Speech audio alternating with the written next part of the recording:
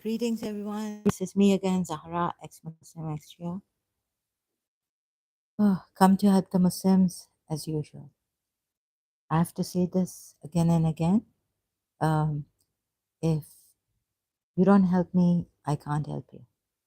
So I don't know how logic came in me, but it did from, I guess I have to boast about this, in my childhood.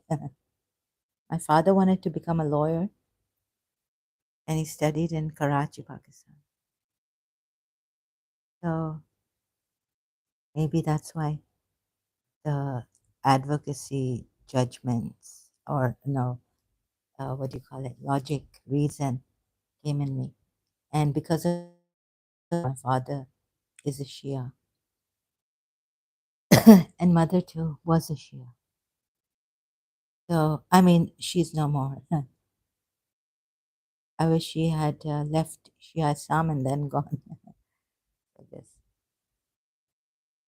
Now, this is making me really go crazy more than usual. I found another ayat, Surah 41, ayat 27, against the disbelievers.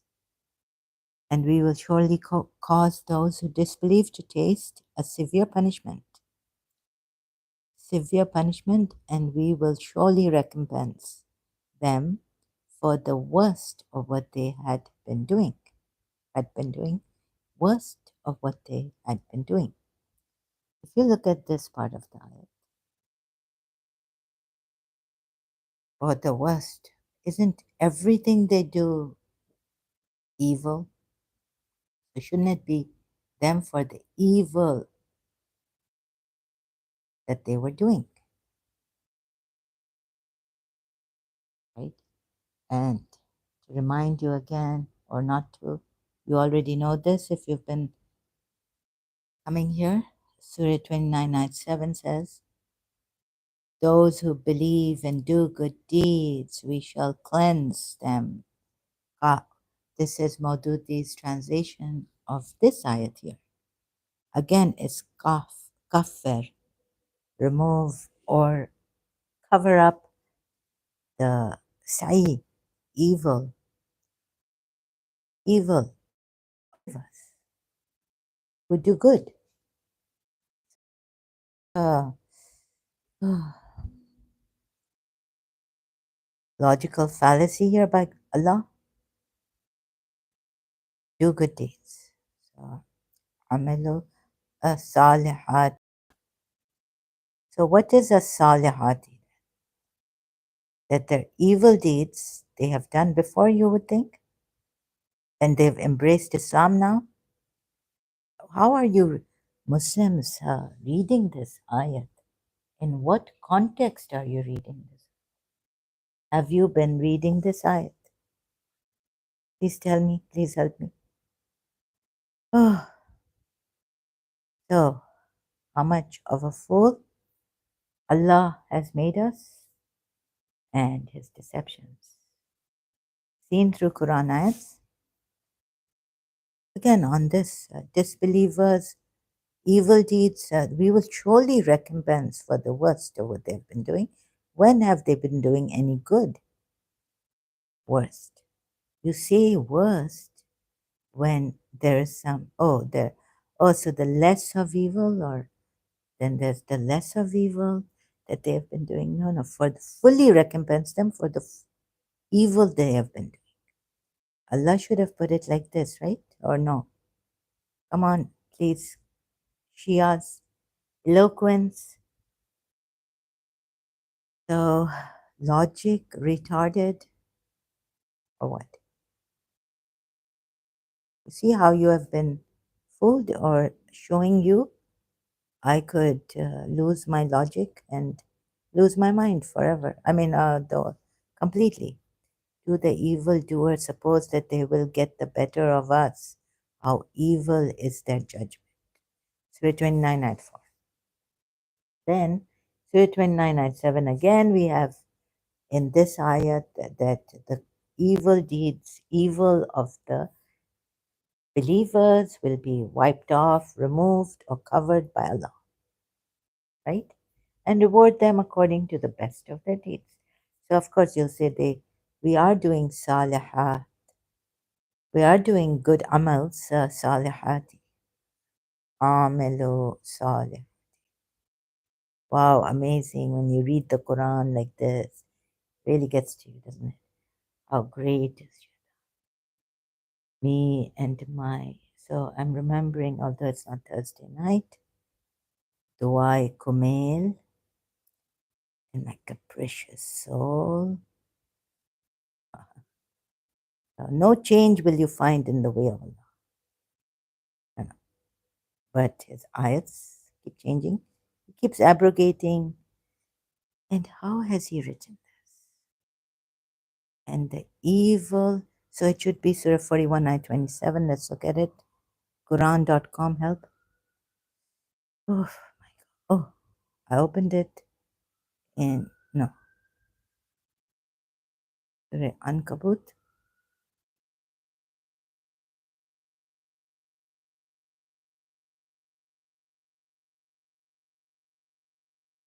Let me open this thing again. Surah 40, Surah Fussilat, ayat 27.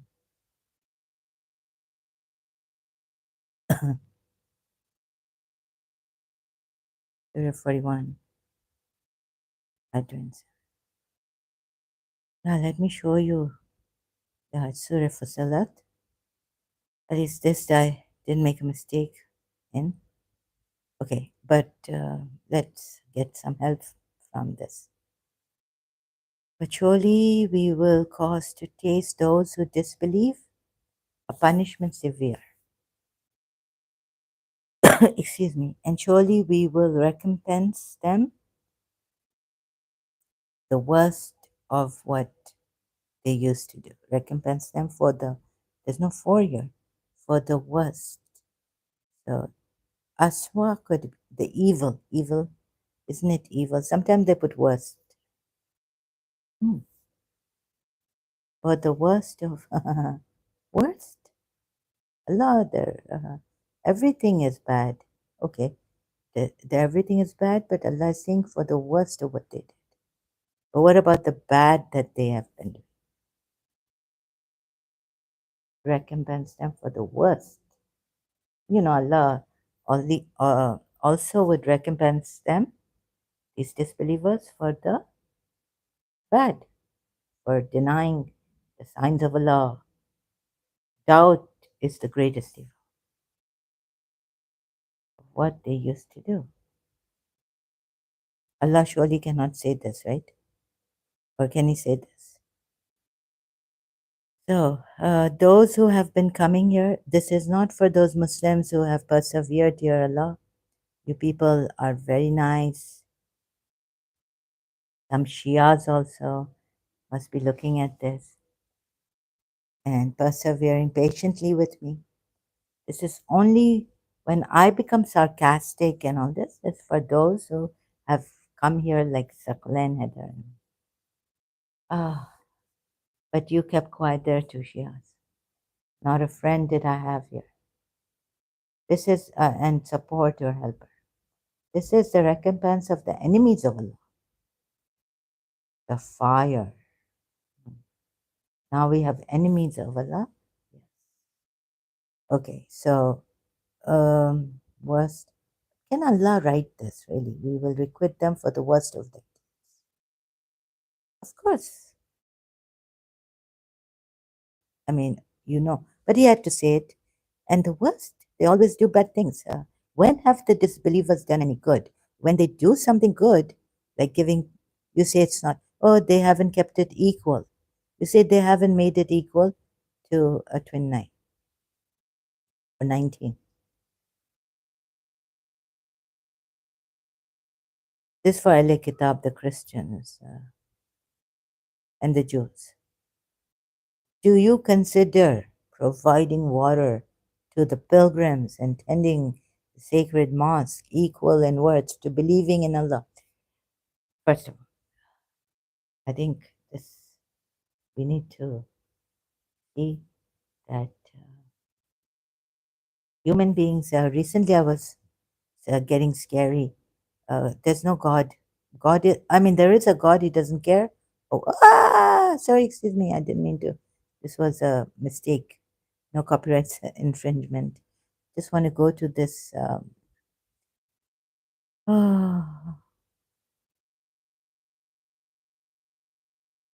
Thing I've seen. Where is it? I'm God. Now we've got a new thing from India. This is new for me. I'm God, and God doesn't care. It's like those Greek gods who don't care. Their son's food. We are their sons, their lardly favorite son's food. So please listen to this. I won't be able to explain it right now. I'm God, revealing the secrets, truth of God's soul and rebirth, messenger of God, Pradeep Mukherjee has come up.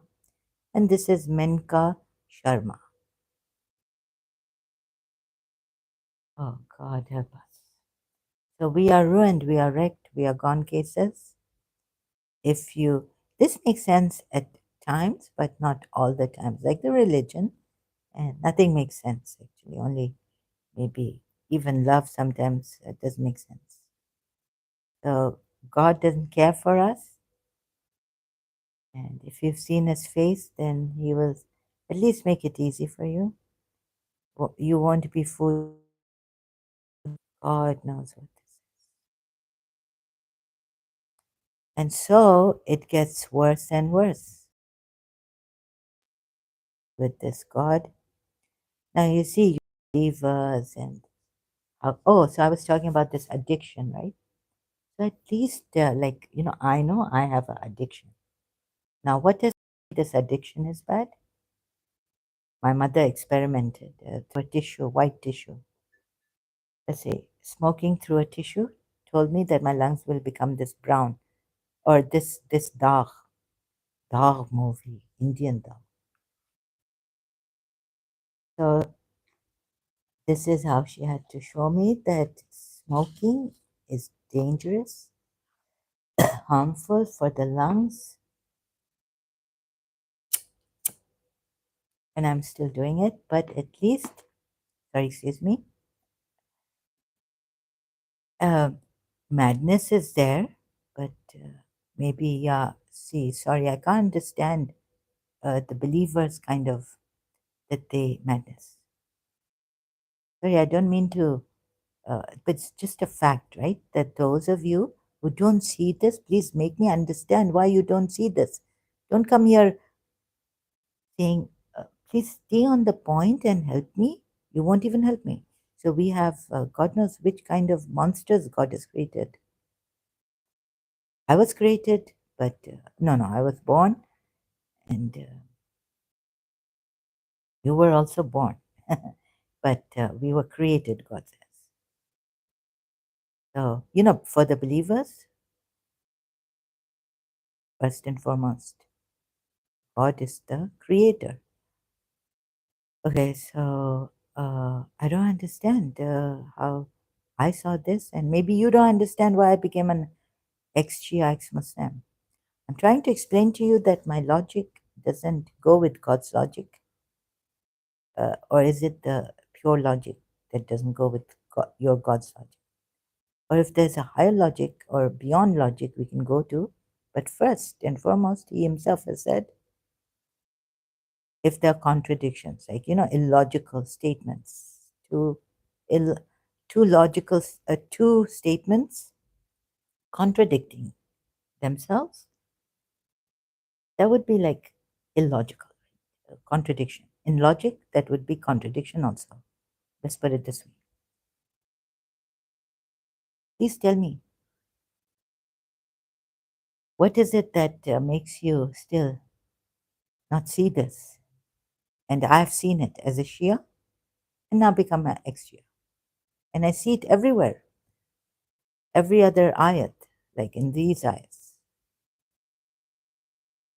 And you ask me why I left Shia. This is another reason why I left Shia. More discovery. Oh.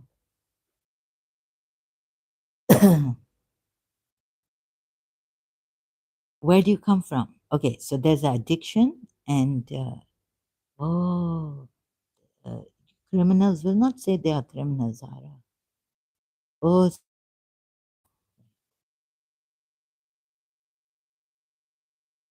but like if you say you are a Shia and you don't see your crimes here committed against ex-Muslims and lying against us, then what does that make you? Not even a Shia, right?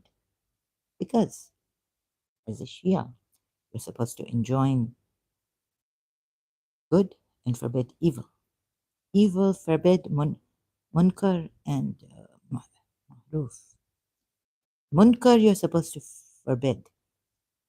Shias, then you say Assalamu alaikum, ziyarat warisa. You forbade munkar and enjoined good, or the other way around. So what is good and bad for you? Please tell me. Huh? And the same word Allah uses to say for the believers that He will, again, this ayat, Surah 29, ayat 7. We saw Surah Fat, ayat 5. Before that, we saw Surah Al Imran, ayat 195. In that, I had some rahm, some maybe here Allah means I will remove distress. I found other ayats and I just changed my mind. No. It's right what they've put there. The evil of what you are doing will be cleansed. Yeah? Please tell me what this is. So the evil, sa'i, are to him, right? Sorry, from my childhood, I've learned from an Iranian principle.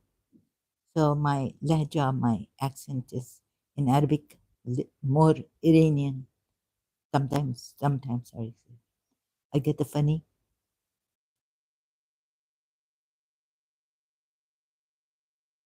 Enjoin good and forbid evil. Are you following Imam Hussein or not? Sure. Thereafter, your Imams. This is really dizzying. See, and then of course I found ayats that say, believers, you are salih, do salihati amals, deeds, and what you shouldn't do and what you should do in detail. Quran ayat in the surah I found, but I can't find the surah anymore. Again, and then I do other things. I try to escape. Sorry, I'm not prepared.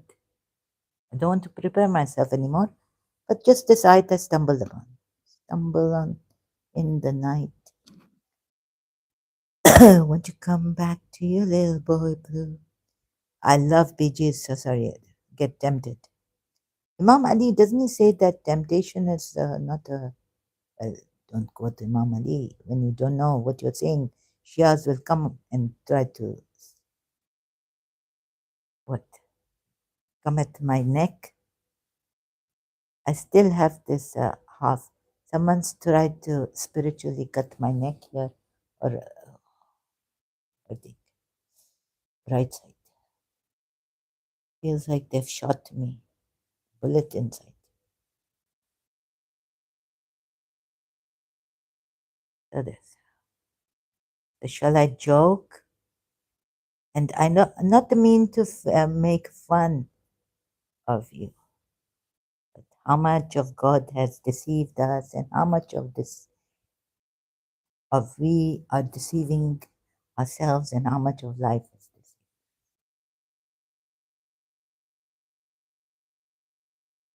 And my soul has deceived me, and Allah, Dua Kumail coming, Thursday Jumerat, Bari Murad coming, Maula Mushkil Kusha's Kahani coming, Imam Ali, एक लकड़हारा होता था, wood cutter. Oh God. And we will surely cause those who disbelieve. See what God has done to your brain, intellect. And see, Ismaili saying, What Ismailis have definition of intellect? Let's see. Very interesting. Our Imam is very modern, very good, very lenient. Oh, Imam, I have some my eyes are down now. I'm very shy. No, no, he's very lenient. Don't worry, Zahra. You have gone to Aga Khan Hospital for a headache you didn't have. Emergency. Oh, this nurse. She must have had training from my teacher, Miss Asteria Disa, the great. So I see the nurse. See, my teacher now working at that time, Aga Khan Nursing School. Going there, giving to Zahra have a headache, very severe. Imam, I confess, Aga Khan University, hospital, I go to emergency. I lie. Sometimes I lie to you, but one thing will always be true. No, no. I left Miss Tisa, not loving her anymore. I cannot sing this song, sure, these lines. I'll never stop loving you. What a joke. What a joke. Zahra has stopped loving Miss Tisa, Miss Asteria. My aunts get shocked, and everyone in my family, this. Oh, they say you are tabaf, you have pressed it down, blocked it. I say, no, no, miracle happened. I did not block. I cannot block. Anyways, let's go ahead with this and see. So forgive me, overlook. Maybe you will not, because I don't know what kind of monster you are coming here. And you think you are a believer and you are doing good. And let's work this out. So maybe the Shias will help me. Let us see. Even the Sunnis will help me. Munkar. Let's go to a Sunni website. Munkar. What is this Munkar? Please tell us. Give us hadiths. But I will not take the Sunni hadith. No, no, must go to Shia. I don't know where to go. I'm undecided. There's no reference to Munkar and Nakir in the Quran. There is? Huh? Their names are first mentioned. Oh, these are the angels. Oh my God, don't shock me more that you don't know. And if you could but see when the angels take the. No, no, the Munkar, the bad. Wrongdoers. The. What is your Lord? What is your religion? Who is your prophet? Okay, this is about the angels. Let's go Quran ayat. Baba, I tried, but for the life of me, I cannot get it. I read some of these, went through, skimmed through. Enjoying good. Baba, what is this? Sorry, I say Baba a lot, like that. In my language, I not know why it come. Oh, why do the Muslims consider enjoining what is good and forbidding what is evil to be one of the basic principles of their basic principles? Now the Sakalain Heather coming here and saying, I don't know the basic. Oh, so now you see, he condemned me, falsely accused me. Now, who doesn't know the basic of the religion? Praise be to Allah. Man is very forgetful and makes a lot of mistakes. His own self, nafs, tell him to do evil, and shaitan also, inside, outside. Evil. Nafs evil, shaitan tempts, shaitan evil. You see, this, your God, why he not inscribe on the want to so these chosen servants for him are so important. I think they are evil too. This whole thing, so drinking alcohol, committing adultery, you are not supposed to shed blood, forbidden such. Disease of the soul is Allama Rashid Turabi, Yaqeen Majlis. Doubt is such a disease of the soul. Nafsi. Baba. So I've been through all that, and although my father will say, we know better. Akal, use your akal. So my father's been through that too, right? Allama Rashid Turabi was older. I mean, he's the one who performed, so I could, my mother conceived me, and Allama Rashid Turabi's prayer was there too. So I survived. But my father cannot understand what this. You see, let's take a short. So you can read this. Very nice. Thank you. IslamQA.com. Al Munka. Al Imran, verse 300. You are the best community. Now, please work it out. Tell me. I'm going more vascular dementia in that. Don't come here and accuse me I'm insane. You have some pity on insane people or not? You Shias? Shias, why are you doing this? Oh, so you say that the Imam Hussein really did the best to now tell you that avoid evil, enjoining good and forbidding evil. So now you cry on him, you feel sorry, and you say, I will never do evil like I love my father, mother. I love Imam Hussein. I will never play, I will never gamble, I will never play cards, I will never do adultery, I'll just do mutta.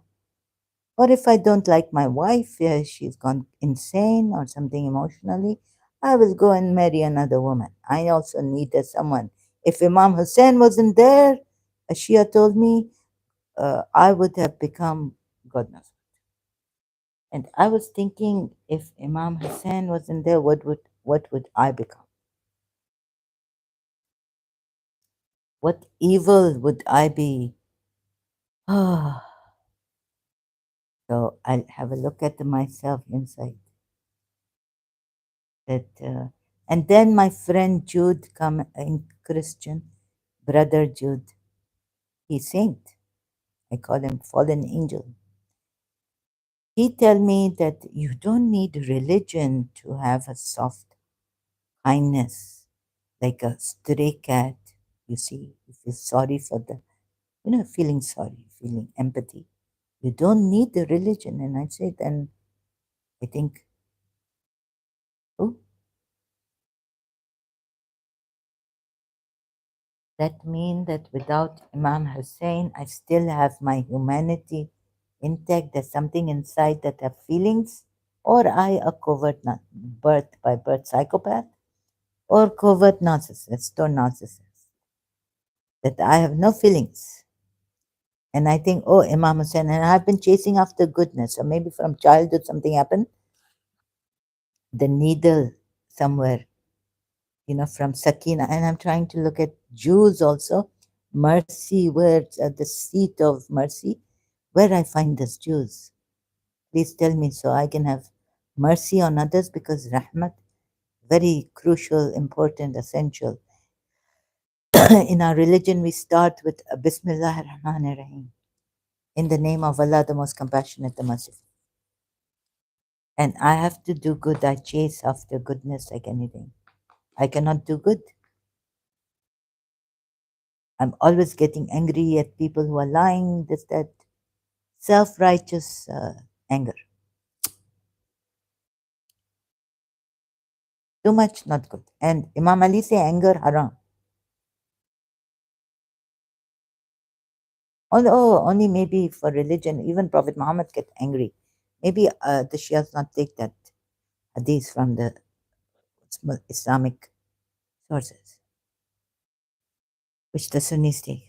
That Prophet Muhammad get angry. Maybe you get angry at the religious things. Munkar, Nakir also enjoining. You get angry if they Shia not enjoin your daughter, your son not enjoying good. I also get angry.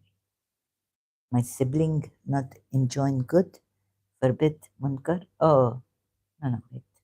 Yeah, something. I get angry. You know what I mean? Forbidding munkar, yeah? Munkar is bad. Maruf is good. Right or wrong? Good or evil? You see this drama coming in me? Or I'll end up in the mental asylum or what?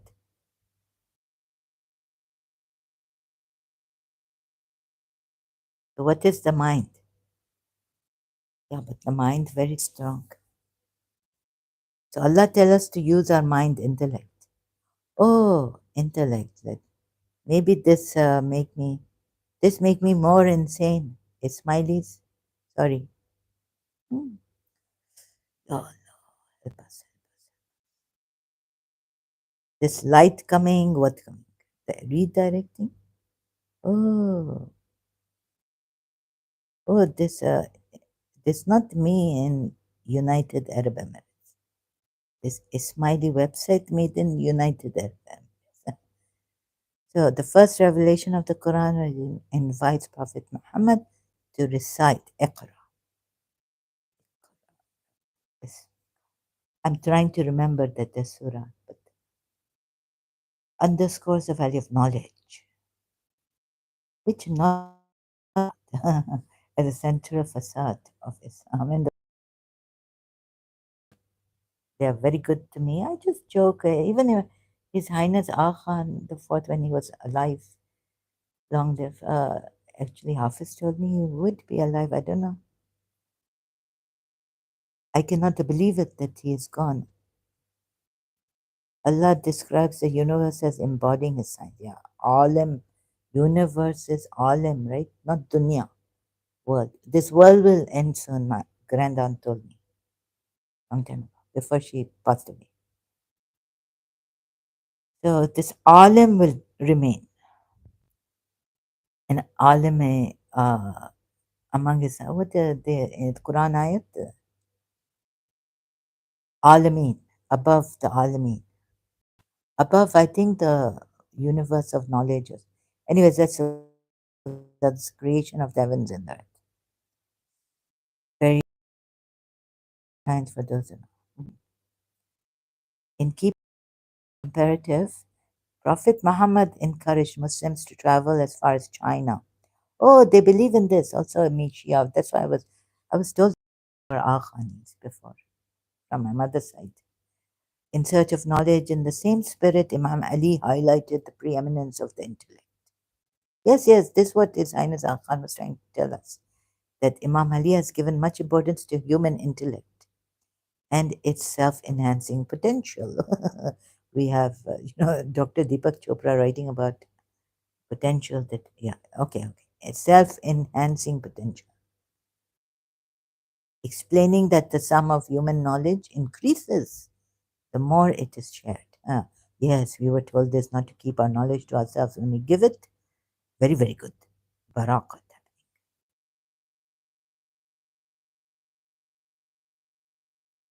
Internalizing this message, Muslims have made significant contributions to the sciences and the humanities.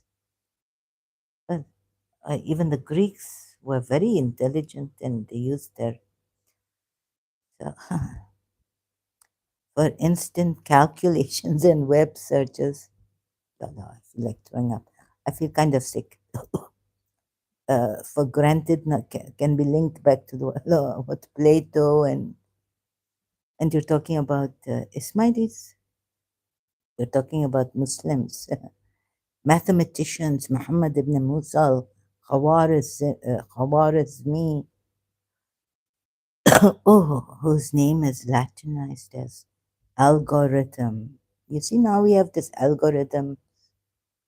You have taken it from the Muslims. You have stolen it. His work in algebra has been crucial for the advancement of mathematics. Maybe he learned it from the Greek, the scientist philosopher Ibn Sina's Avicenna, which the Westerners call. It all comes from the Muslims, you see. What do you know? So, what do we know? Here, Greeks are coming. The 10th century female astronomer, oh, Mariam al Ijliya, fine tuned Greek instruments. हाँ इनको तो मार डाला इनके books Alexander library को किसने burnt? You killed. I mean, you took their lives, right? Greek instrument, why, Maria? Sorry, such as the astrolabe, and the 11th century scientist Hassan ibn al-Haytham, who spent much of his time in Fatimid Cairo during the reign of Imam Caliph and all this. It's becoming boring if I read out. Oh, world and faith are inseparable in Islam. Okay, God's creation. Ye dekho. You know, when I was a Shia, not even come to my teen years, what I write, ये दिमाग है, अकल है, meaning this brain tell you that love is useless. वो दिल है, वो दिल है. That heart tell you that love is खूब, good, grand, whatever. Ugh. So the more you use your intellect, although you will get a lot of knowledge, but you know what? It will cover up, cover up, cover up. What?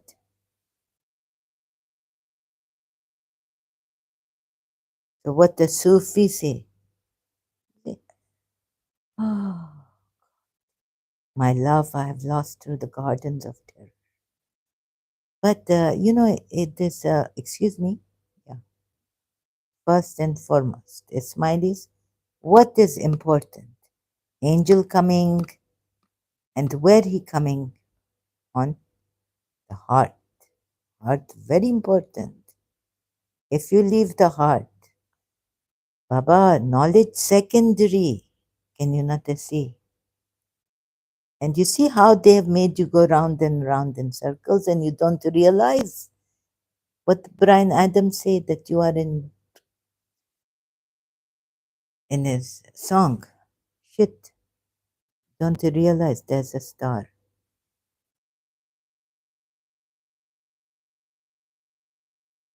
How long will you be in this? So where Ikra coming from? Where Ikra coming on? Oh, so you want the heart to be like knowledgeable?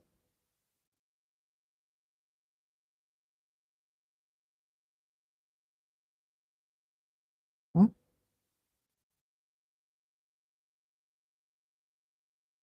When you're on your own. There's a road, long, winding, lights are blinding, but it gets there. Don't give up, don't look back. There's a silver lining. It's out there somewhere. Everybody wants an answer. Everybody needs a upon. Look, so there'll be time. Oh, yeah, when you'll be dancing in shit. Sorry, but the Brian Adams sing this. But you ain't getting it. Ain't getting it. But don't get disillusioned. No, don't expect. Because if what you have is all you can get, just keep on trying. It just ain't happened yet. I was in London. This song come out. We all need a shining star when things ain't what they seem. So tonight we're gonna wish upon a star we never wished upon before. Thank you. So this genius.com lyrics website. Oh, Ismailis, thank you being here.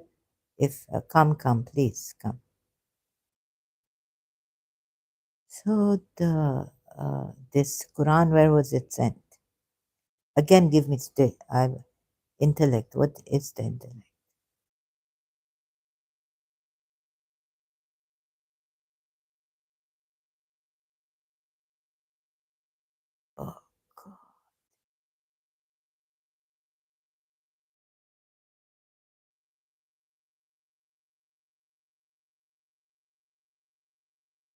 Oh, intellect. Again, we come to Dr.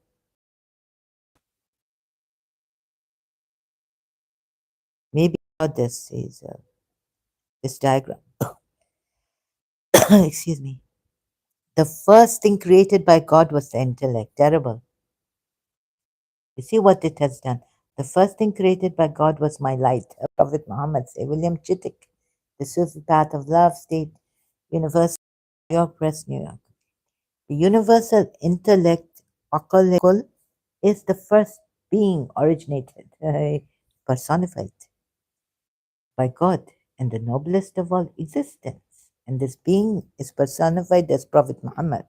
Intellect is a spiritual being of light. It is therefore called the Muhammadan light, the light of Imamat and the light of the throne and the sorry, no, the throne, the heaven, the throne, the sun, the pen, qalam, qalam, qalam. In classical Ismaili philosophy, God Himself transcends all attributes. Yes. Oh, sorry, excuse me. In the Ismaili metaphysical worldview, all of the attributes and qualities of greatness, majesty, perfection, He who is above all else is beyond all such qualities. Kana, the human intellect. Now we come to Akal al Juz. So you mean to say heart, not a God did not God create. Forget God didn't even create the heart, right? The heart is uncreated. Maybe it is God himself. I don't know. So the human intellect, Akal al Juz, in each person is a trace or reflection of the universal intellect. It is human intellect which connects man to the. This nonsense. And you know, Imam Ali says, sorry, excuse me. So I'm acting funny.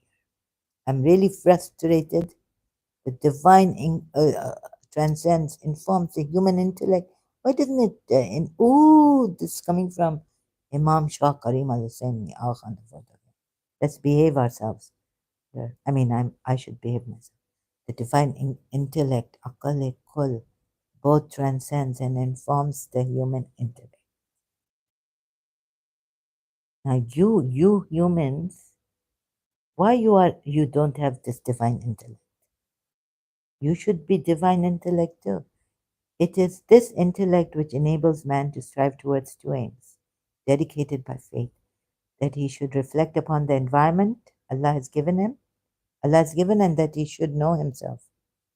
It is the light of intellect. Well, he could have just made us light beings, and that's it. Which distinguishes the complete human being from the human animal, and developing that intellect better.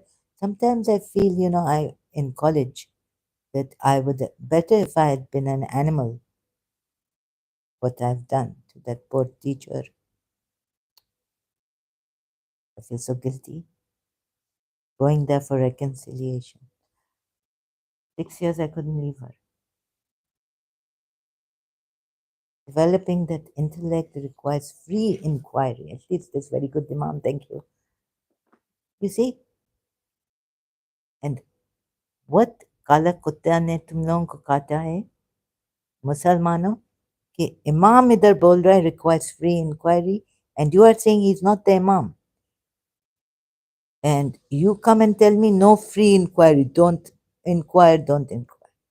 Baba, developing that intellect requires free inquiry.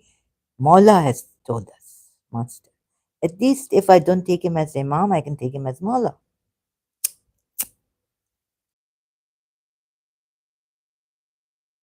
And why are you depriving us of this free inquiry? So you see, this was very important. You start with, and you should have freedom.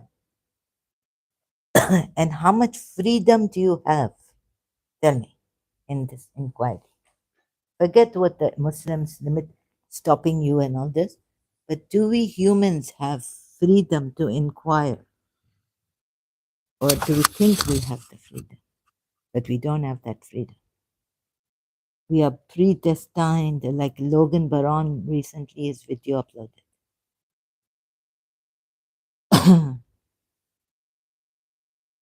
Right? I listened to him just before coming here, live stream, this live stream. Now we can be going round and round in circles. Do we have the freedom? Wait, let me see what Maula has said. Maula, with due respect, I call him Maula. Uh, Developing that intellect requires free inquiry.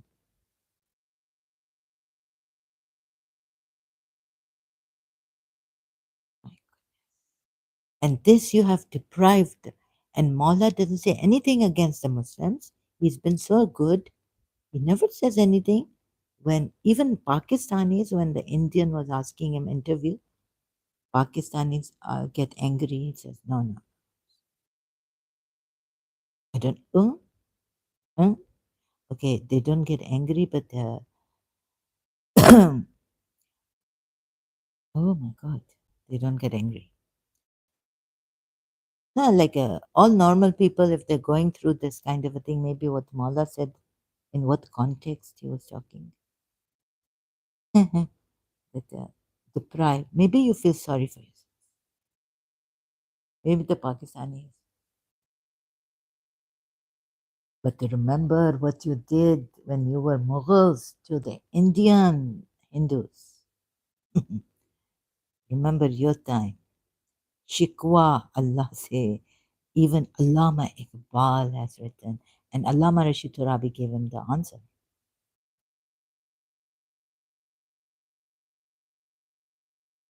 How many you fought and you won Islam? The universal soul referred to as the earth and the guarded tablet, Law al-Mahfuz, Law al-Mahfuz, emanated from the universal intellect. But why God, Mawla, if you were here, why God did not make us all universal souls and universal intellect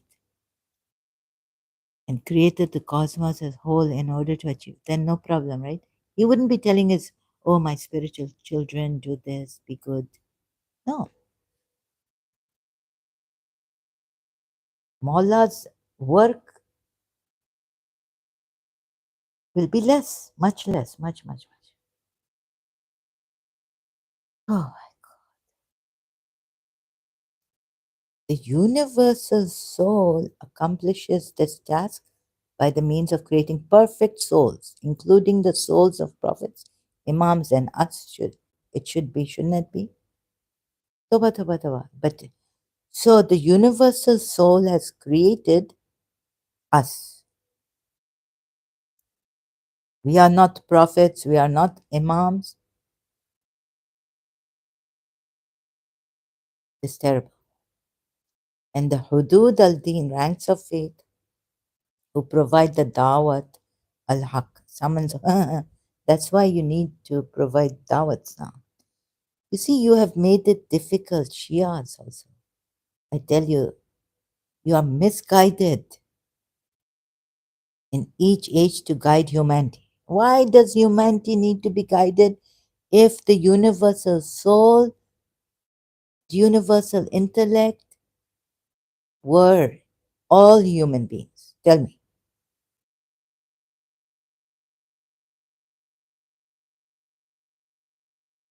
Problem solved, right? So very easy. Sorry, Mawla, Allah, the divine. See, akal hai kul. Now, do we have an akal or not? Or do the prophets and the imams have higher akal? Okay, they have a higher akal. Now come here. Now tell me where God have akal. Because I tell God what you do. I'm not boasting. I just work it out. I've been using logic since childhood. So soul is prone to evil, unless Allah have mercy. Then even Joseph, Yusuf said that if my soul prone to evil, If God had not had mercy on me, I would have gone for Zulaykha. I do not absolve myself. Surah Yusuf ayat you see. Nor do I absolve myself. This ayat, 53 of Surah Yusuf, right? And then Allah say here, single being, no. Okay, one soul, you put it, kata'aba, on this soul. Since you've put it on your soul, peace be upon you. Your Lord has decreed, I changed it recently for my notes this time, upon himself mercy that any of you who does wrong out of ignorance, so you won't even remain wrong.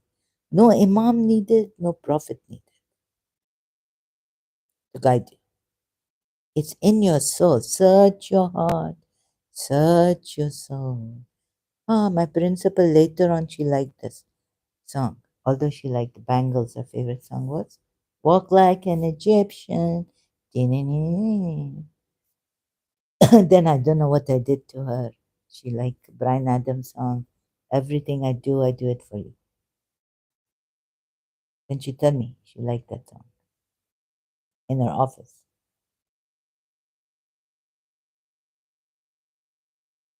So everything I do it for you. Search your heart, search your soul, and when you find me there, you'll search no more.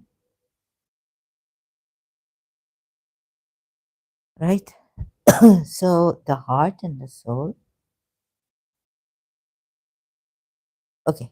So let's leave that. Peace be upon you. Okay. Then full stop. Your Lord has decreed upon himself mercy. Upon his soul, he says, right? Nafsi. And he uses soul for you too. And Yusuf uses soul. And he uses single being here, soul or being, or whatever you say it is, his being he inscribed mercy on, and the soul. Not whatever you take the soul for in English, your language, being or whatever. But I worked it out. It's so easy. When I look at Surah Sajda, I say, what this? 13. I, so please, where's your logic coming from? I want to know. Huh? When your Allah not have logic and he asks you to use intellect, your aql, and very simple. You see, if Allah not put mercy on himself, decreeing on himself, so that he can forgive you for the wrongs you have done in ignorance, you will see here, and then repents, and after that you correct yourself. Indeed, he is forgiving, merciful. So he'll be merciful and he'll forgive. But if he had not done this, your Lord, that he decreed upon himself mercy, he could not have done these things. So terrible, right? And yet he says he's capable of doing all things. Quran ayat.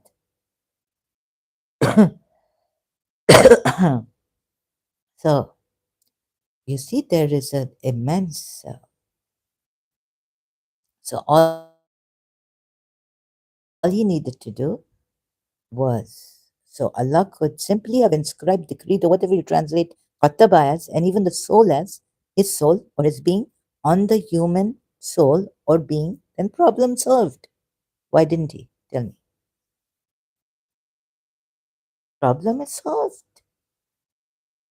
Okay, don't go to that he wants to test us. No, no. Why would he want to test us when, come on, geniuses? I have to give an answer to these poor Muslims. Why would he want to test us when he can simply, he can give us the guidance, right? And he wants us to be guided. He wants us to be guided, or is testing more important to see who is true and who is false? Or he wants to give us all guidance? What is most important for Allah, for us? To guide us so that we do not do wrong, and we have a beautiful life, merciful, beneficent, and all this, or to test us who will be right, who is wrong, who is false, who is a true, who's true? Tell me, what is most important here? To test us to see who is true, who will do is truly true believer, or that guidance is important for us, or that how we do ibadat or how sincere we are? Huh? Please tell us what is more important for us human beings so that we keep away from the fire of hell, because there'll be eternal fire burning you, right? We will be burning. So if you say, did I get it right? Thank you, whoever is helping me here. Thank you so much. I have someone helping me. Interview of His Highness Al Khandafat. Interviewer, was there any thought ever in your mind at the time that one day you might possibly become the Al Khan? Absolutely. Interviewer, it didn't even cross your mind for a second? His Highness Al Khandafat. None whatsoever. It's quite shocking, right? And then I showed you from the Ismaili. So please tell me what is important. That God tests us who is true and who is a true believer and who is a false believer, or that He save us all from the fire of hell. What is more important? Let's come this way. So I can save you today. Today we decide.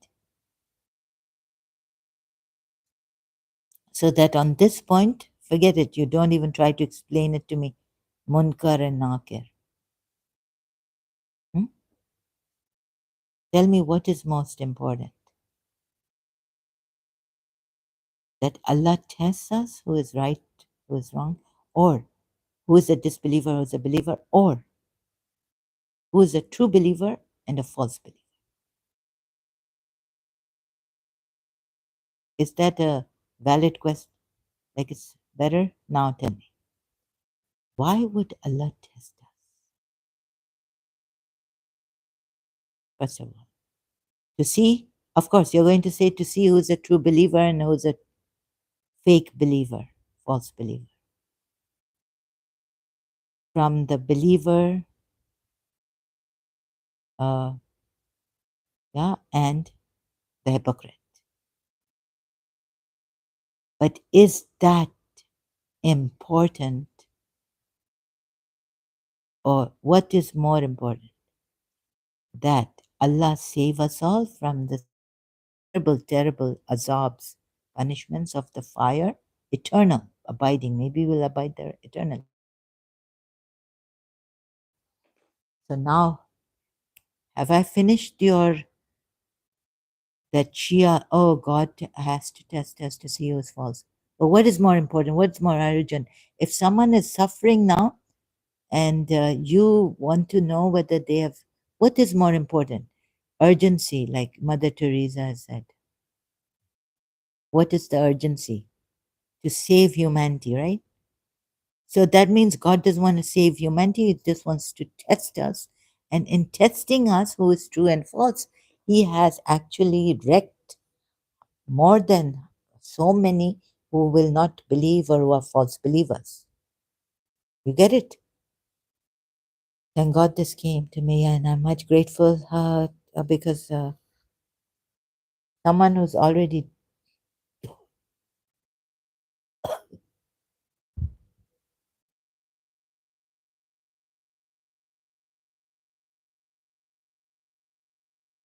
tell me what is more important? Huh? Yeah. So wait. This has come to me. I might forget. It's not from me. What is more important?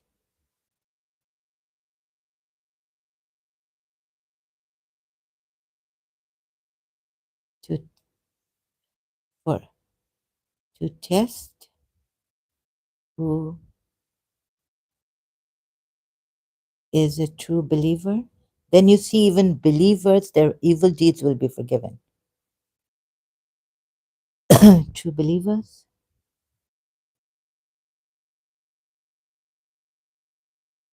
from false, meaning hypocrites, or to save humanity.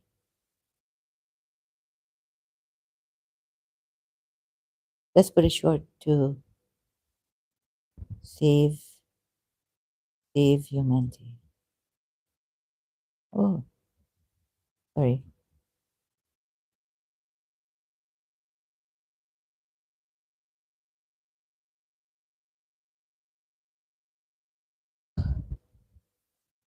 Okay, I will color it later so that you know it's from someone that I don't even I can't see. What is more important to test? What is more important? Sorry, comma or semicolon, or no, colon, to test who is a true, oops, who is a true believer from false believer, or to save humanity from the fire of hell.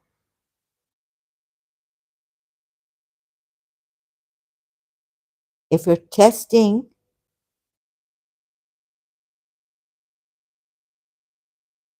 who worships me, who is more true in worshiping me, who is true, or I say, if I'm God, what will I do? Ask yourselves.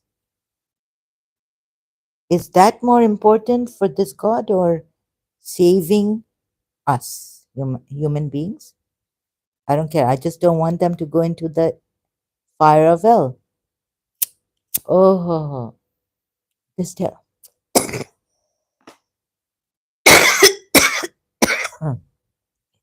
excuse me. Just give me a minute.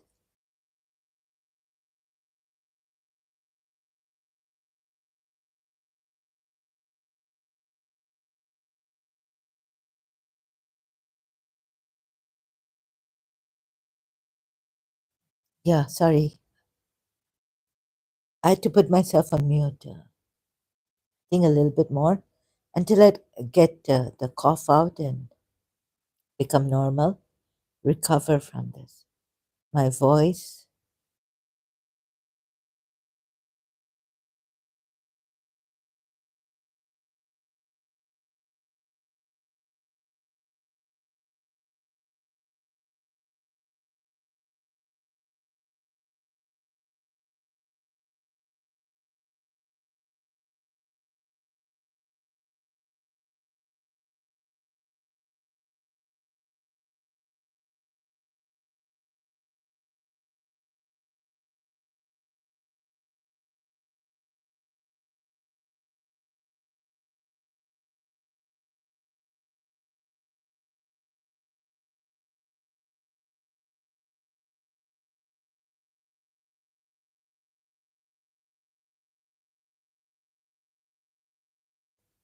Excuse me, just testing. Oh, sorry, I had this terrible dry throat and the cough. What is more important? Maybe something went in my windpipe. Is this a genius? Is this a golden question or something that has come up?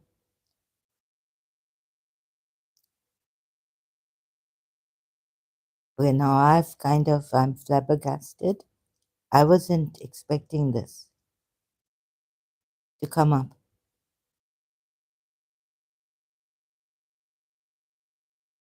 Because you see, a lot is at stake. Let me work this out. Okay, I'll work it out later, right? So Surah 41 ayat 27 says, them for the, we will surely recompense them for the worst of what they have been doing.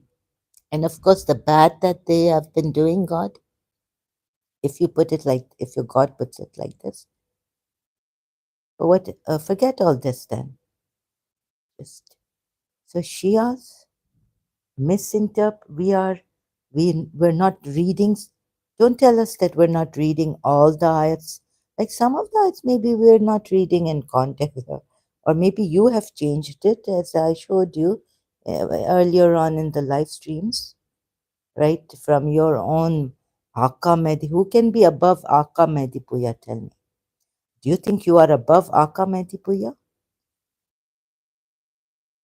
So he's made a mistake.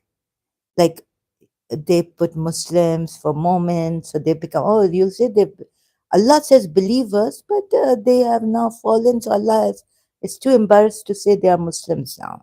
And they're not believers, so we're saying they're Muslims, right? We are saying they're Muslims, but Allah is too embarrassed. What was that ayat I was on?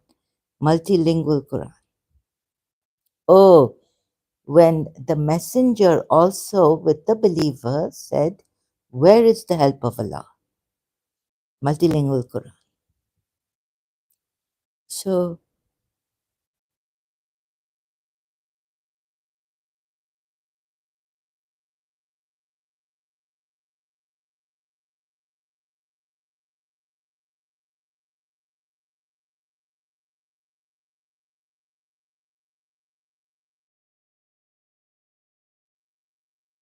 no, no, not this one.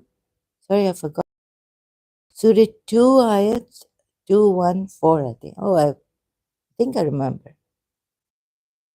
This is Surah 3 ayat 200. Rabbita means to participate in garrisoning of the frontier. So be constant, yani be garrison, not constant in your goodness. Be careful of your duty to Allah. Ugh. Remain steadfast. Remain steadfast on Allah's path doesn't mean that be good. It is garrisoning. Uh-huh. To persevere, have endurance in suffering, and excel in perseverance. Yes. Be ever ready to defend and safeguard oneself with full awareness. Okay, let's go. So this, no, let me open multilingual Quran and see whether I remembered.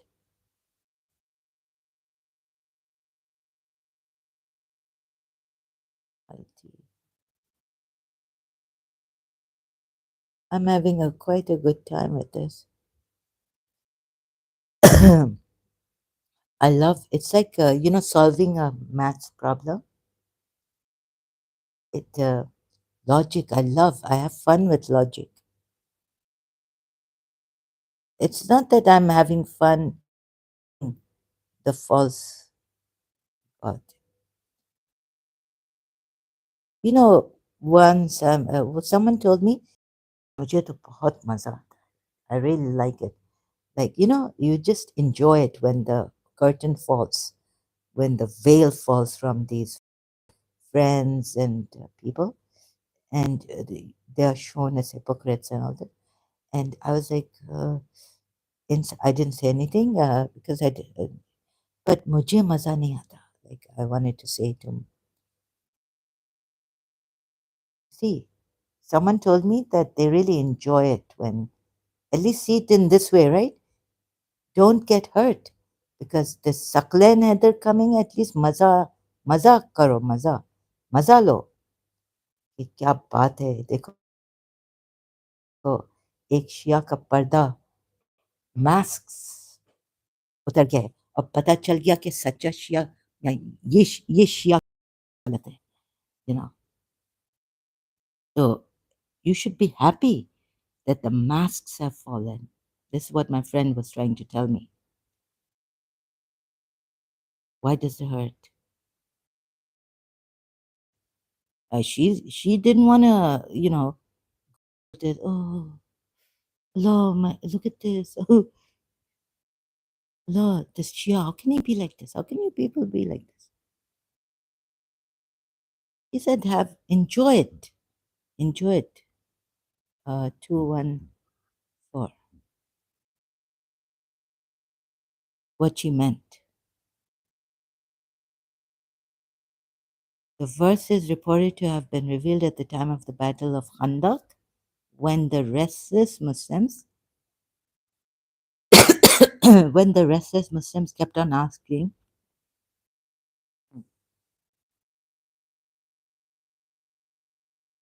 kept on asking, sorry, excuse me. Oh, when will the Yani? When will the help of Allah come? Wait, let's begin.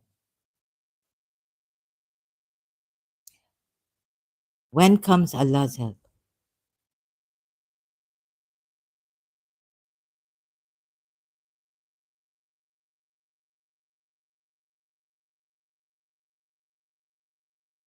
You now see this? Please look at this. Shias. And when will the help of Allah? Now, what's this? So that the messenger and those who believed, Alladhina amanu, with him said, with him said. Okay. So the Shias would say, oh, these believers, they dropped below. They became Muslims. They're not true believers anymore, right? Because they started to say, when will the help of Allah come? Doubting.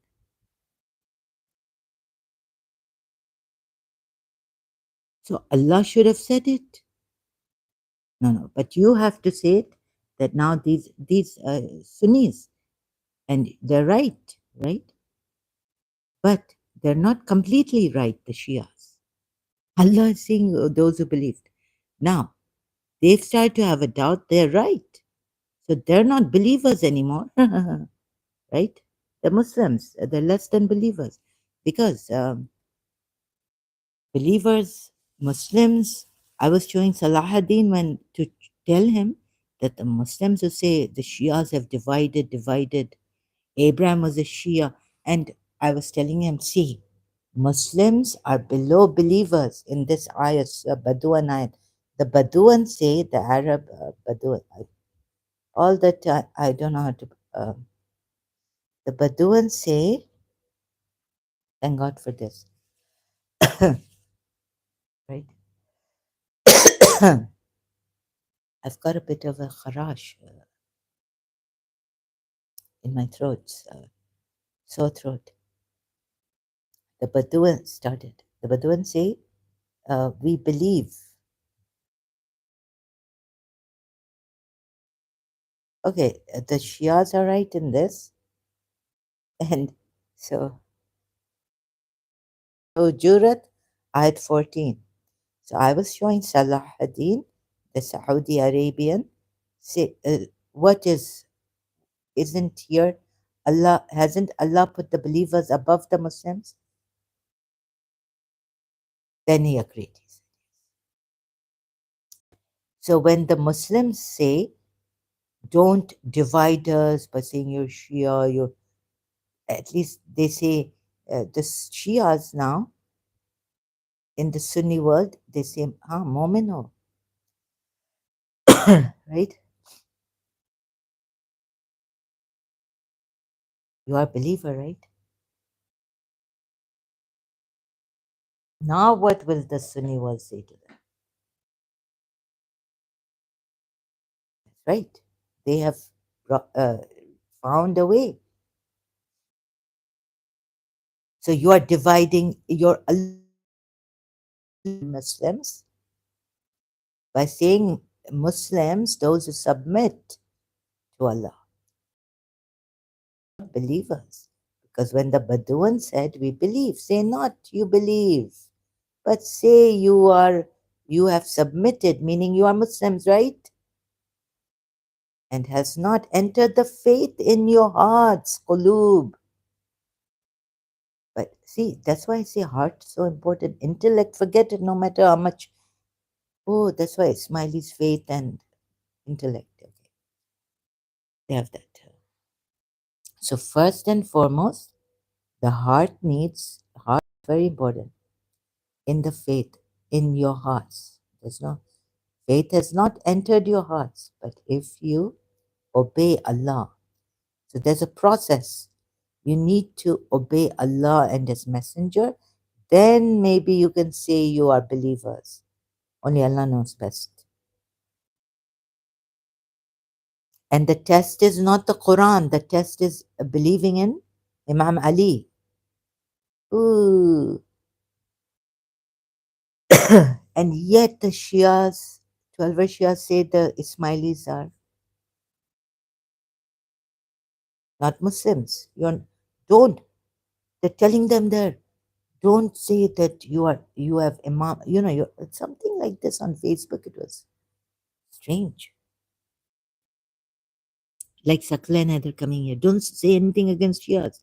And then Saklan Haider is going to go to the Ismailis and say, don't say you are from the Imamat Shia like that. And you have misinterpreted the ayats and this. The Shias against Shias. And his messenger not he will deprive you. So Ismailis don't say anything against what.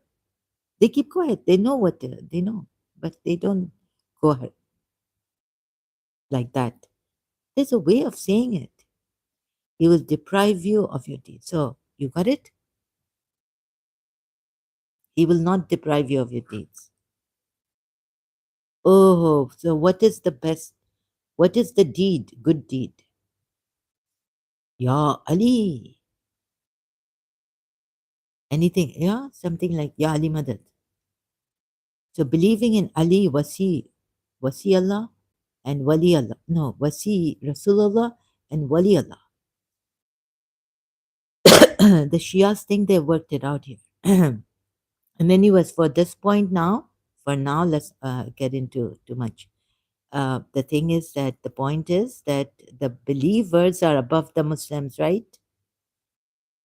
So, taking this ayat and seeing that the believers were in doubt, doubt is not allowed. This is kufr. Where will with the help of Allah come? This is disbelief. This is kufr. So you can't even call them Muslims actually, but they're being respectful. The Shias. More, but okay, in that, right? So where else did the messenger, and you see, sometimes, okay, I can take your thing, I don't agree to it, that through the messenger, Allah is saying, when Allah says, messenger, we forgave you your past, present, and future sins. Like that. So it would mean that through the messenger, the ummah is forgiven. So if the ummah is forgiven, past, present, and future, then please tell me, Shias, where Umar bin Khattab's like, oh, you're saying only against Ahlul Bayt you cannot take action, bad treatment like Umar, and against Prophet Muhammad, Umar on the Thursday calamity. But you can do wrongs, the other wrongs, against human beings, and that's okay, right? Fatima Zahra ka ghar uh, fire. Umar wanted to burn the house of Fatima Zahra. Oh God, excuse me. So whatever they do, like Abu Bakr going on conquering lands, countries, nations for Islam, you can't blame them, right? Because it says that Allah will forgive. And if you're saying through that, because it says here, hearken not, to, her, Surah Ahzab. But they were hearkening to Abu Bakr, Umar. They liked Abu Sufyan a lot. They were hearkening to the polytheists, right?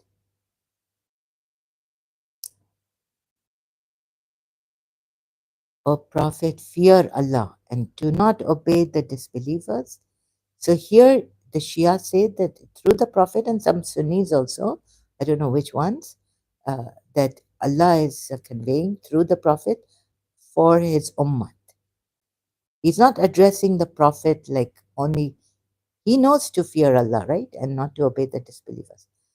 But then I tell you, look at how many, then do you realize what you have done here? Or this ayat came afterwards, Surah Tahrim ayat. Now, like this, if you say this ayat came afterwards, and at that time you were supposed to hearken, obey the believe, no. And your prophet is going to please your wives. Here, this part is now important. Why did he prohibit himself what Allah had made lawful for him? Seeking to please his wives, meaning he's obeying his wives now. Wives, from his wives, little annoyance or what? He started to obey his wives. Are you allowed to do this? Against Islam, against Allah, against the principles, laws of Islam. So then you defend him here, Shias, like anything, and you say the wives are terrible, terrible. Yes, definitely the other ayat say the wives are not. So hearken not to the Muslim, to the this and the hypocrites. So every step of the way, even you have made contradictions, given us, and on that we should believe in you. Now come back to this.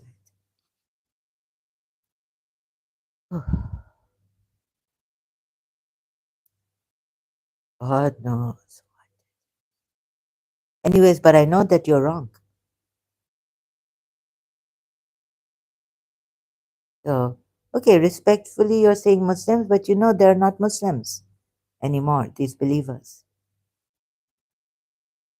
And you've said, okay, so if Allah wants to tell the believers, then he should just say that so the messenger said, when will the help of Allah come? He's saying it through the messenger about these believers. No, but these believers became kafir. God knows how you. Sorry, it's complicated. You see, Allah here is being very simple.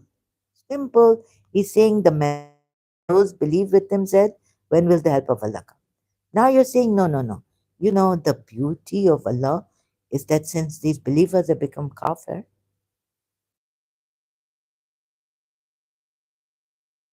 God knows where your mind will go. So I'm looking at your mind and trying. Uh, okay, so here we go. Surah Ahzab, Ayat 37. Sorry, my mic fell.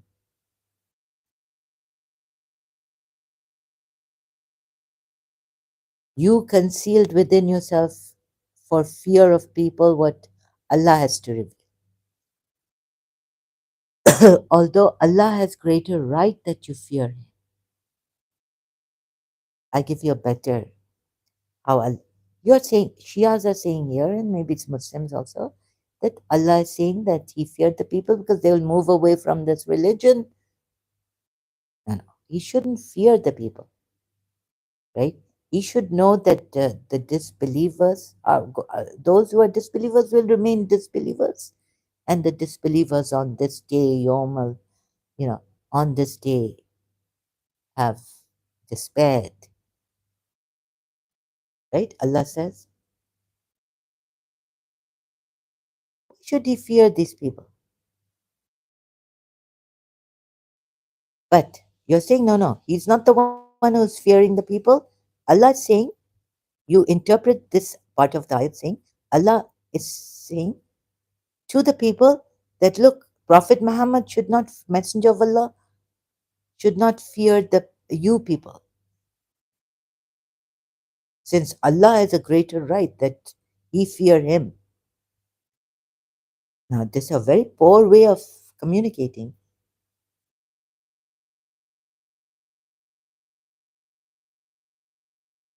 Poor way of communicating. When Allah could have directly said it, that the messenger does not need to fear the people, he fears me. Shaitan fears Allah. He fears me.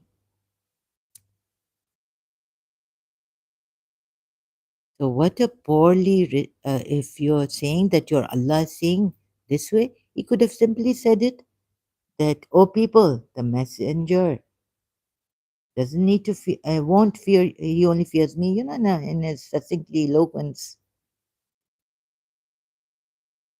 And he has a greater right, and Allah has a greater right that he fear him. That's it.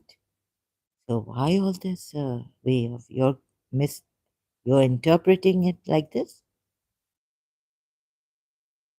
And then we need to go, if I was in a Shia, like when I was a Shia. But now I'm not a Shia. So where did I see? And so how do I tell you that now? You see here, you oh, Quran has a different language. Allah has a different way of communicating.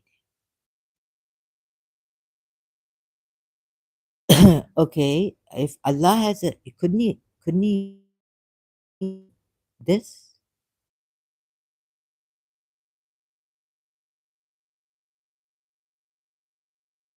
You concealed within yourself for fear of people what Allah was to reveal. Although Allah has greater right that you fear Him. This is for Prophet Muhammad. Prophet Muhammad, right?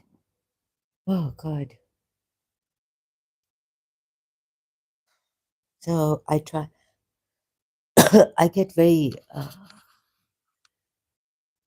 don't have patience. Sorry. So let me.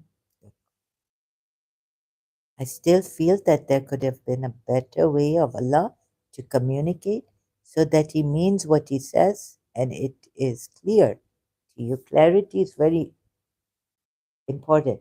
Not the way of Allah. Allah is communicating to us. He's sending His signs to us, not for Him, not to show that this is His style, right? He has to come down to the people, communicating to them, sending His communications to convey it so that people's minds would not have any doubt about it. That's why He has to be clear. Don't tell me that Allah has used a different language, different way of communication, because this is Allah. No, no, this may be Allah beyond anything, but He needs to communicate to the simple people, and this is for the Jahils, for the illiterate Arabs. So He needs to be very simple and direct. This is not showing that, oh, how great Allah is and how great that His style doesn't meet your normal style, even until the 21st century. Bestsellers. He doesn't need to do all this way. Communicate directly to the illiterate Arabs. Coming down. These are ayats to make you believe that it's from Allah. And to make the illiterate Arabs believe that it's from Allah. Doesn't need to use his style. That is like no one else's style. Exclusively to Allah.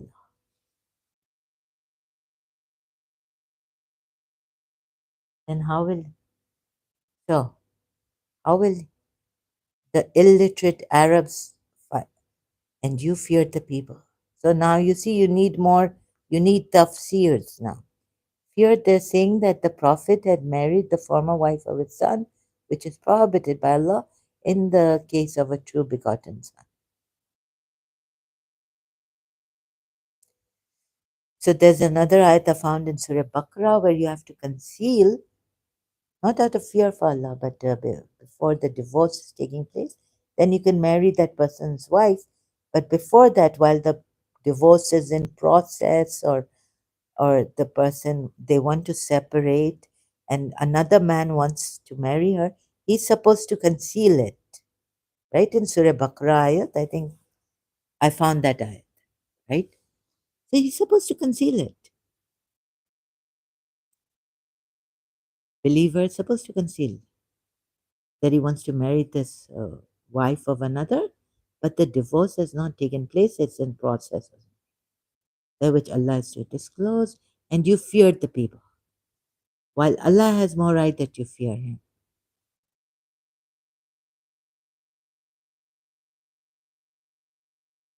Illiterate Arabs are hearing, and so Prophet Muhammad feared the people. And you're saying, no, no. Allah is trying to tell these people that He should not fear the people, and He should only fear Allah because Allah has more right.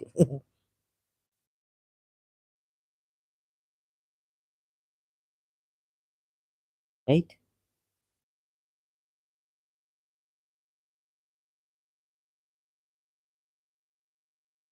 And you feared the people. Direct, clear that Prophet Muhammad feared the people. When Allah has more right that he should fear Him, He feared the people. And He's telling that. So there's to fear Allah, keep your wife and fear Allah, right? Keep your wife and fear. Then Allah is saying that while you conceal within yourself, it's okay to conceal within yourself what Allah was to disclose later. That now you marry, of course, after the divorce, but he wanted to marry and he could not disclose it to the people or anyone, even the wife of Zaid, because there's an ayat in Surah Baqarah which says, keep your mouth shut until the divorce has taken place, like that, right? Then you can disclose your feelings or that your desire to marry this woman. So that's okay. All right. We got that. And then this part, and you fear the people, while Allah has more right that you fear Him.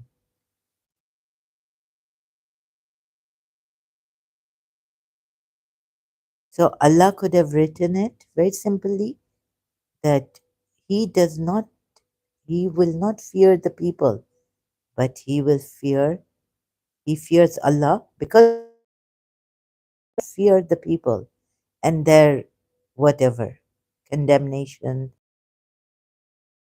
because the new religion, this Islam has brought about that you can marry your adopted son's divorcee law. Very straight up, clear, but here, and you fear the people while Allah is more right that you fear Him.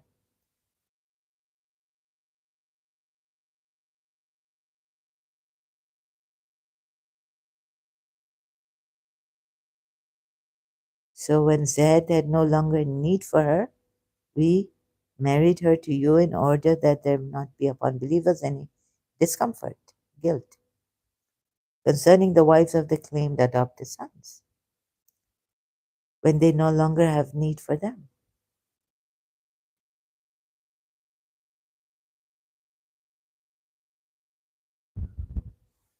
So this, okay, let's go back here. So you see, these are the things objectionable by me against Shias also, how they interpret these ayats, these parts of the ayats. Now, when will the help of Allah come? Allah saying the messenger and those believe with him said. Let's go to Surah 2, let's go to Quran.com.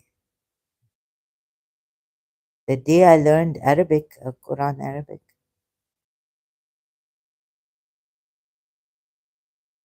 thank God I didn't learn it when I was in Pakistan. Yeah, God knows what they would have done to me. Or do you think that you will enter paradise while not come to those who passed away? What?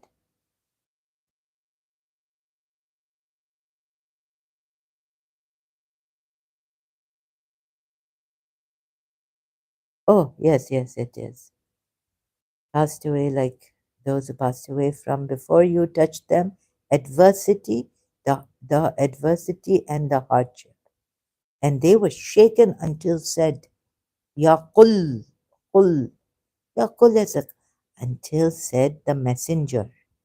The messenger said it, and those who believe with him said it, because the messenger perhaps started it, or okay, both of them, the messenger and those who believe with him. When will the help of Allah come? Said, Qul, Qul, the messenger said, hello, messenger said this. Let's see what the Sunnis say about this. Maududi, any, no footnotes, do you suppose? No, not on this part of the ayah. Oh God, I have to go to the tafsir.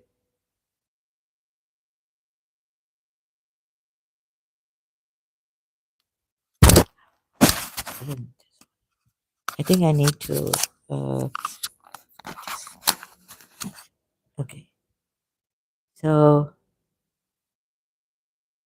what's the Sunni part? Tafsir, meaning. Tafsir. Okay, this, it's quite late. Oh, there are two things more worth serious attention. Apparently, this verse seems to indicate nobody shall enter paradise unless he goes through the hardships and suffering. Although Quranic statements and sayings of the Holy Prophet prove that many sinners will enter paradise simply because of the grace, mercy, and forgiveness of Allah Almighty. Yani, believing sinners. It is the Sunni, and that they shall undergo no hardship either. That is because hardship and suffering have different levels. The lowest degree is to resist against one's own desire, self, Satan. Oh. So, in the end, the second point one must note here concerns the prophets and their followers, that they reached a point of suffering when they cried out as to when will the help of Allah come, was not because of any doubt, since that would be against the dignity of their station. In fact, the call was made in the background of Allah's promised help, for which the time and place was left undetermined. As such, using these words in a state of distress indicated the desire for early help. Making such a prayer is not against one's trust in Allah, tawakkul, or against the station of prophethood. So the Prophet himself was making the prayer. This is right, at least this I agree to, with Ma'arif al Quran, Sunni, or a Muslim non Shia. On the favors the earnest supplication of his servants. Oh, like my aunt was saying that Allah loves his believers. Like, Allah, when will Allah please help? Allah please help. He loves the voice and tells the angels not to give them. Let them suffer and let them keep asking me. I love the voice of my believers. Sadistic. Who else? Well, this is a nice point. Like, see it from this point of view. Then those are still, and you see, Shias here have made a mistake. And Ibn Qadir, the Skirul Quran also said. Allah said, let's go to the last part. Oh my God, by Allah, the religion spread by Allah until traveler leaves. Believe in the other part because it says, remember that ayat where they don't even take a step to against the kafir. So just as the hardship of equal of relief, yes, certainly the help of Allah is near. Soon arrive. That's why Allah said. They pleaded to Allah for victory against enemies and invoked Him for aid and deliverance from their hardship. No, no. Were so shaken that even the messenger and those who believed along with him said, no, no. You see, putting it this way, when even the Sunnis are wrong in this. When will the help of Allah come? Like, where's the help of Allah? Or when will it come? If you're praying to Allah, oh Allah, please send us help now. That's it. But when will Allah's help come? There's a doubt here. It's kufr. So both of them are wrong in this reasoning giving because you see, they neither take steps.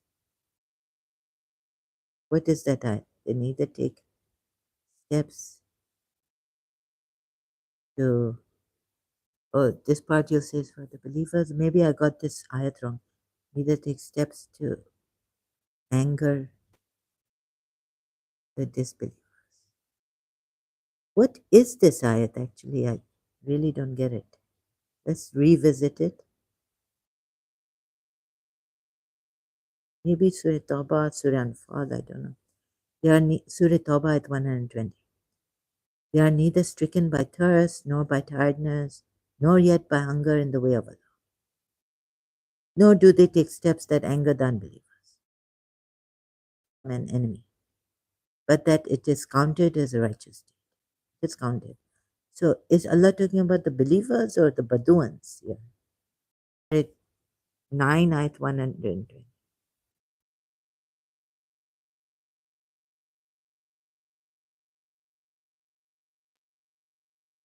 So, Quran.com.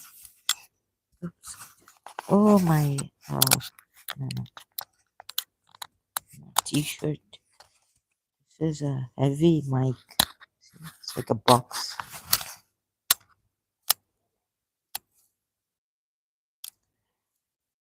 Not it was for the people of Medina, and who were around them of the Bedouins also, that they remain behind after the messenger of Allah, and not they prefer their lives to his life. Oh, so they are preferring their lives to his life. That is because they now, the, these are Medinan Bedouins also, Medinan people, not because, these ones, Surah Fatah, hypocrites, not afflict them thirst and not fatigue, not hunger in the way of Allah, and not they step any step that angers the disbelievers, right? I don't understand. Now Allah's thing has turned to believers and not they inflict on the enemy an infliction except is recorded. Like they don't know that first. So what is this ayat? I really don't get it. Muhsini. Allah does not allow to be lost the reward of the doers of good.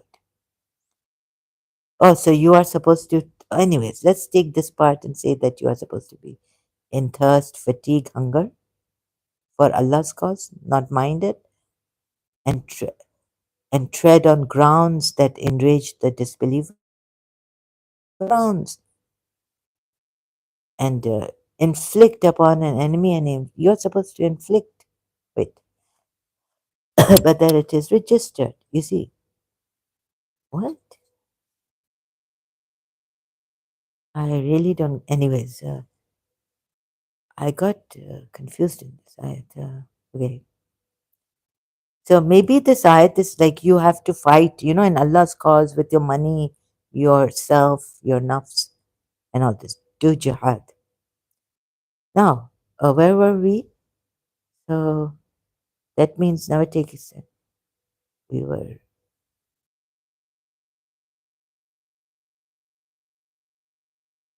distress and affliction befell them.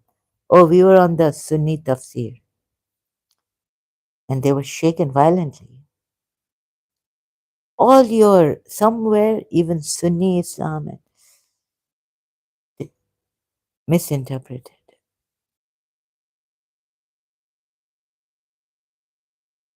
Ayats, parts of ayats, this. You get it? How much correction? Look, the one saying, no, no, Allah didn't mean that you go to trouble. This Allah has not sent down this Quran. So there are many contradictions.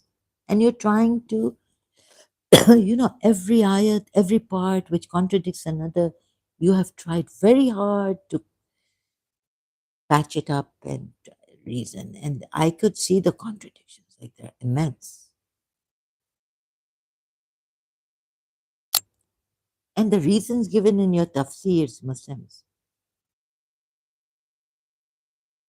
That's why you have this conflict between Shia and Sunni. Forget against those who criticize Islam or the ex-Muslims. That's why, because your Allah has not put it properly. He's confused you. Who does this? You know who does this? Shaitan. Shaitan confuses you.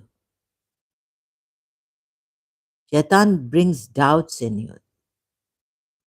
No, no, but you're so sure in. No, no. And another thing is, forget Shaitan putting confusion. You don't, you're trying to avoid the doubt due to. Actually, the culprit is Allah, right? He hasn't brought it properly to you. So you're trying to, you've tried your best, no doubt. So what your mind tries to tell you is that here it's a different matter. No, no, they're not. It doesn't mean that the believers, the true believers, Allah is trying to distinguish between the true believers and the false. Wait a minute. When Allah was trying to distinguish between true believers and false believers, what did He do? Long time ago, remember Surah 3, Ayat 167. No, no, no. Allah is not trying to test His believers. And Surah Ankabut ayat, you say you believe that you will not be tested. See, you're against Sunnis. You're going against that ayat. So to distinguish the true believers from the false ones, what does Allah do? Test you. And that He might make evident those who are hypocrites, for it was said to them. That's why it was said to them, to make it evident who are the hypocrites. Come fight in the way of Allah, or at least defend. They said, if we had known. So they were closer to disbelief, because when the messenger says, jump, don't care, just jump, don't even ask how I. And here you have to put the messenger before your lives, like Tafsir says, and then the polytheists, with due respect, fairness to them at least, the Quran ayat says they love, they make equal to Allah and they love them as they should, or more than they should love Allah. Oh my God. How are you to love the messenger? Put yourselves before. For whom? So if you put yourself before, no, someone, that means you don't love them. You don't, right?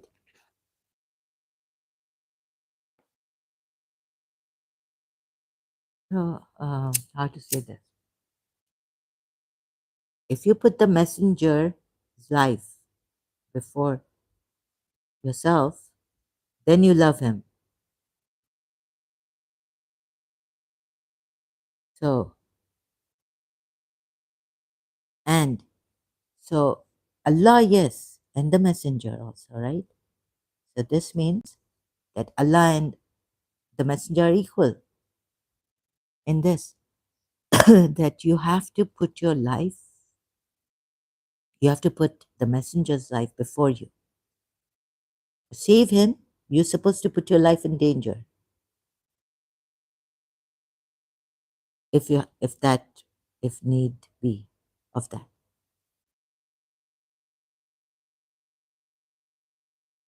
So how it has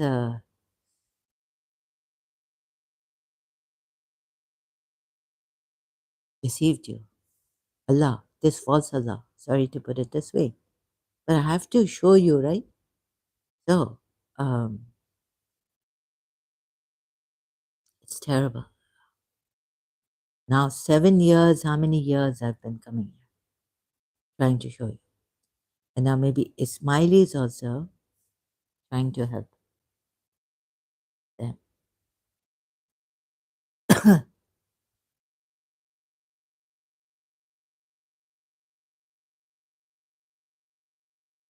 And make a decision, help you decide.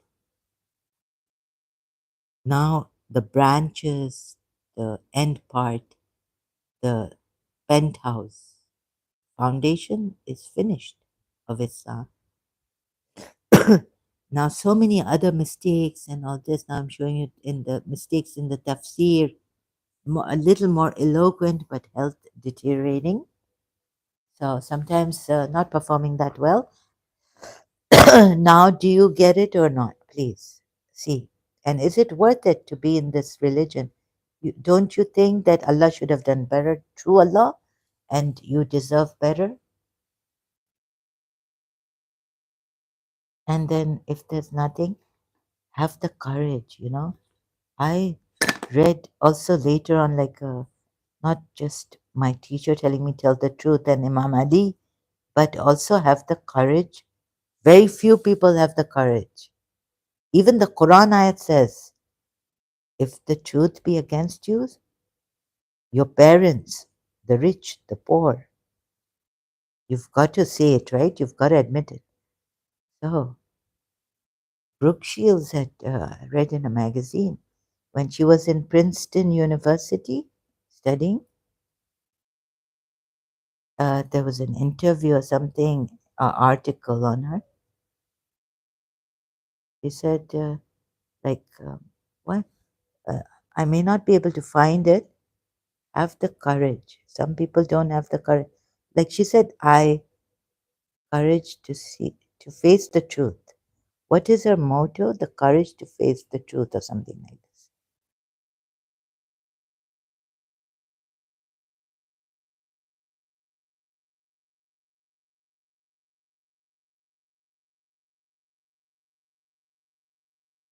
Even if the Muslims are coming after us.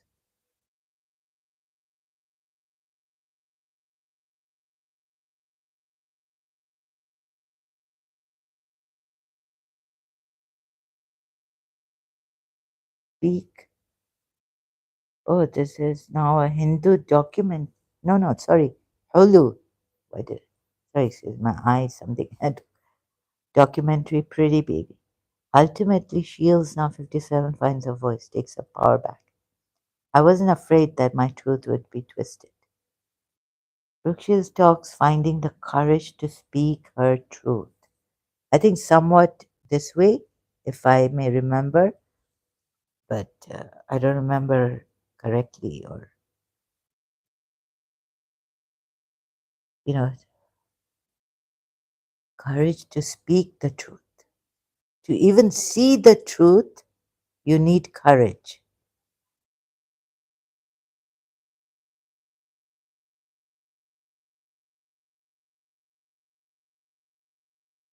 What's the a miracle I survived?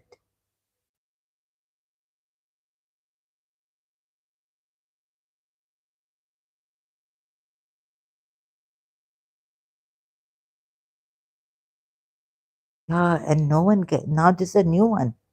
Facebook, Brooke Shields. No one gets to own my truth but me. Let that be for others. You own your truth, and everyone has their.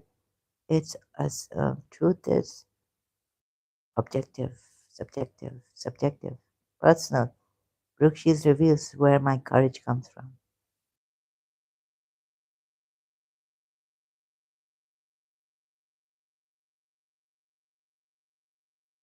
Something to this effect. She said that we should. One needs courage. So, do you have the courage that you felt, you Muslims and the Muslims and the Shias had courage to conf- about Imam Hussein every day, about against Yazid? Courage is very something.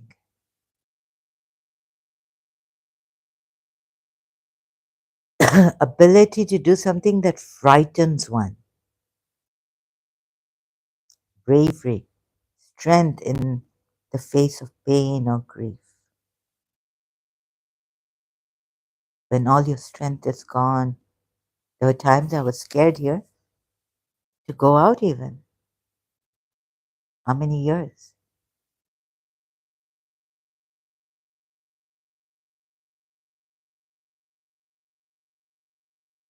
If a Pakistani one man in Shalwar Kameez passed by, oh God, am I going to be killed, stabbed, or what? right?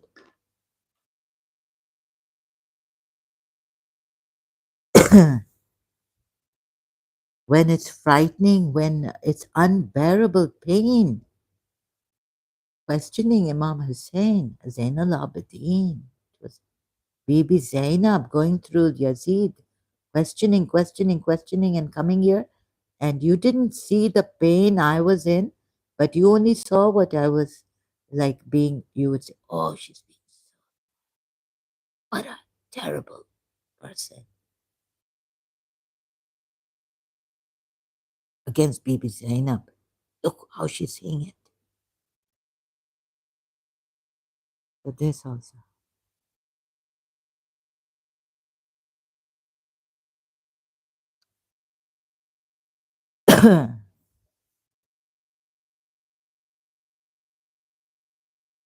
So I found it quite, when I found out that the Imams were devils, Prophet Muhammad and the Imams, how will I convey this to you? It hurt me,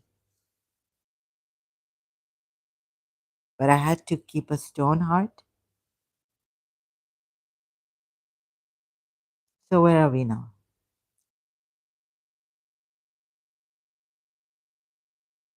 And why have I come to this? Being in the Surah 41, Ayat 27, because what is more important to test? Oh, I came here. Allah would test true believers and false believers.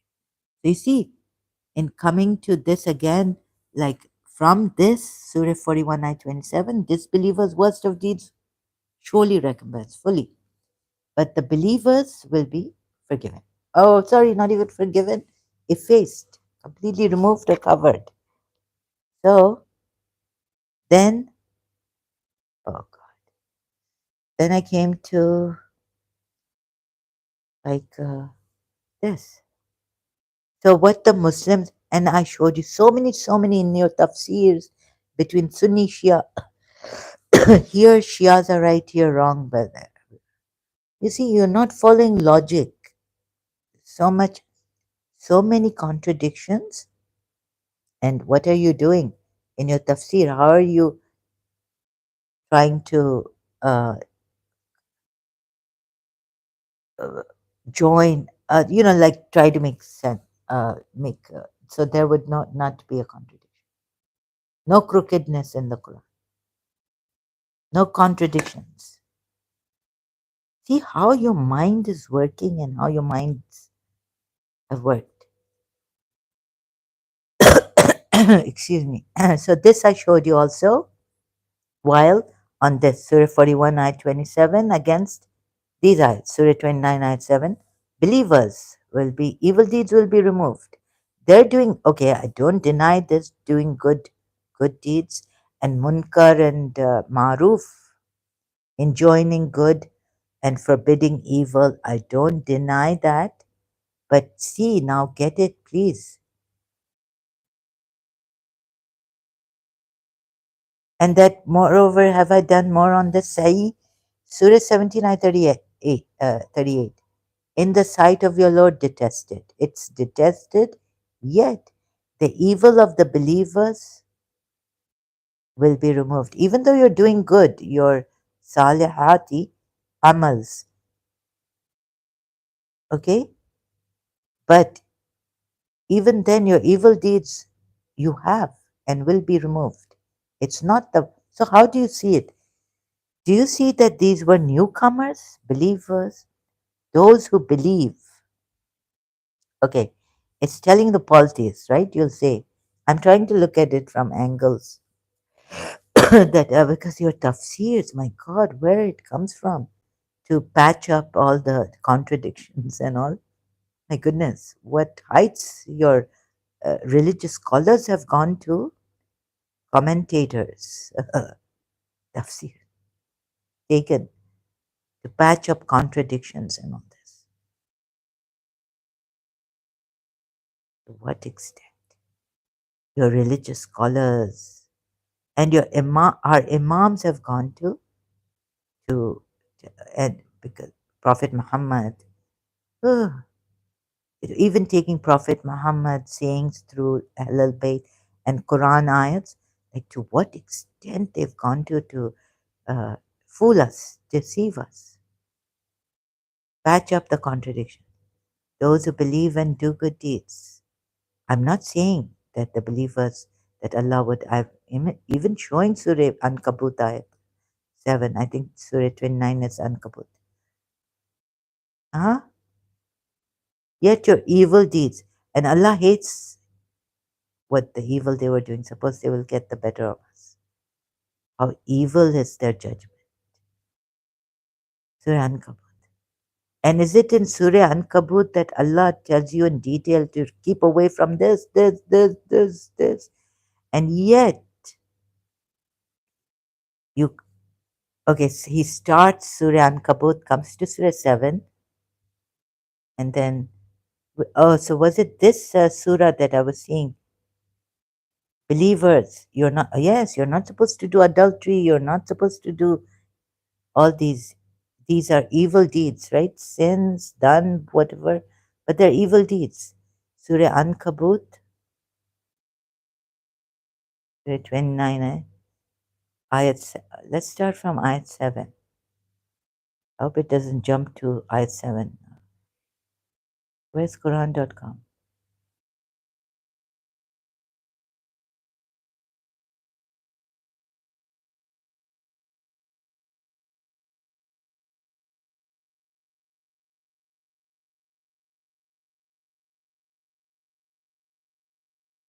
Righteous deeds. And those who believe and do righteous deeds, surely we will remove. How do you see this? Shias. He's telling the polytheists, those who haven't yet believed, he's telling them those who believe and do righteous deeds. But here you see, even if the believers do righteous deeds, surely he will remove from them their evil ones. Evil. What do you mean by, what does Allah mean by removing their evil deeds? Evils. And we will surely reward them the best of what they used to do. So, from the best, good. Now, what is Allah? Okay, the good you will be rewarded, best of what you used to do will be rewarded, and the disbelievers' worst, say, will be, aswa will be recompensed fully. Okay, and does this surah have it? We have enjoined upon man goodness to parents. But if they endeavor to make you associate with me that for which you have no knowledge, do not obey them. What else has Allah enjoined that you are supposed to enjoin? The nation, the best of nations. You are. And those who believe do righteous deeds, we will surely admit them.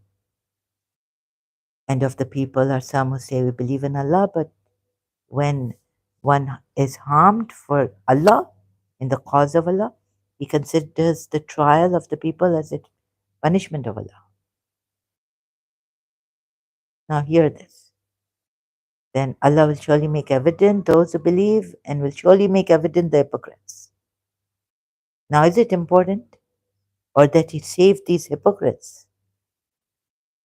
And those who disbelieve say to those who believe, follow our way, we will carry yourselves. No, this is not. And they'll surely carry their burdens. And the burdens are. Suddenly said no to the people, he remained thousands years among the wrongdoers, but the deluge overwhelmed them while they persisted in sin, wrongdoing, zulm. Okay, and we saved him. This is also zulm, wrongdoing. And we saved him and the companions. And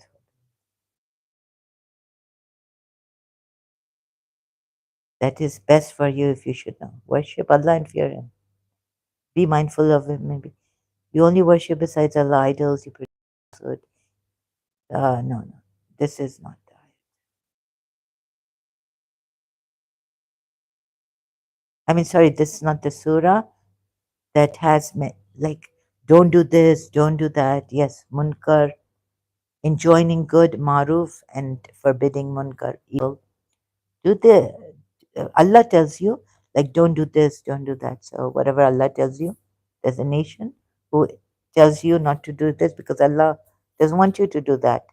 But yet your evil deeds are there that He will wipe out. Excuse me. Do the people think they will be left to say we believe and that they will not be tried, tested? And we will certainly try those before them. And we have certainly, sorry, we have, Allah will surely make evident those who are truthful, and He will surely make evident the liars. Or do those who do evil deeds think they can outrun us? Evil is what they judge, right? Here, Sahi, Sayyati. Evil deeds, al Sayyati.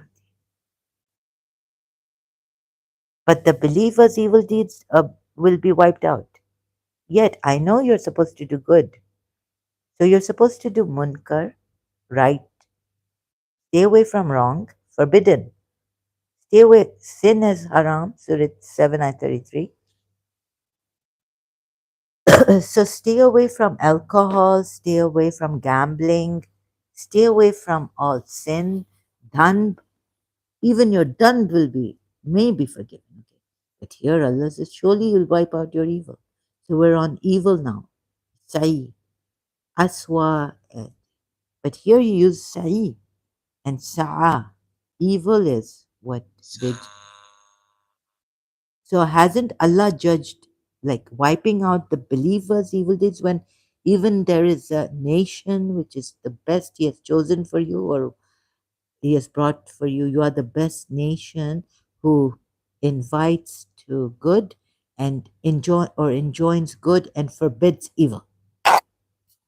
Right. Tell me, please tell me. So you are doing evil. Oh, what have you thought about this? Like, how have you tried to, whatever you have thought about it, and however you've tried to munkar and maruf, enjoining maruf and forbidding evil, wrong, it is just still in contradiction, right? Can you see this? Even though you have the best of peace, sorry, excuse me, even though you have the best nation, yet Allah still says the ayat still remains.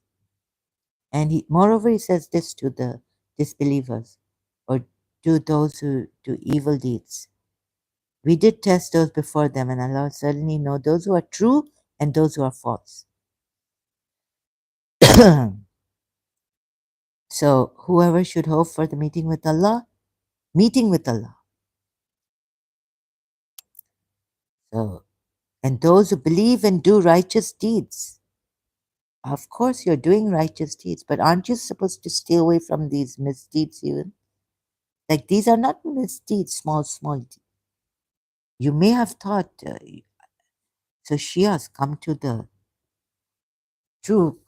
true interpretation, true seeing of the ayats. There are contradictions, and you have missed it. You have missed it thinking that we can do no evil. Allah will wipe out your evil.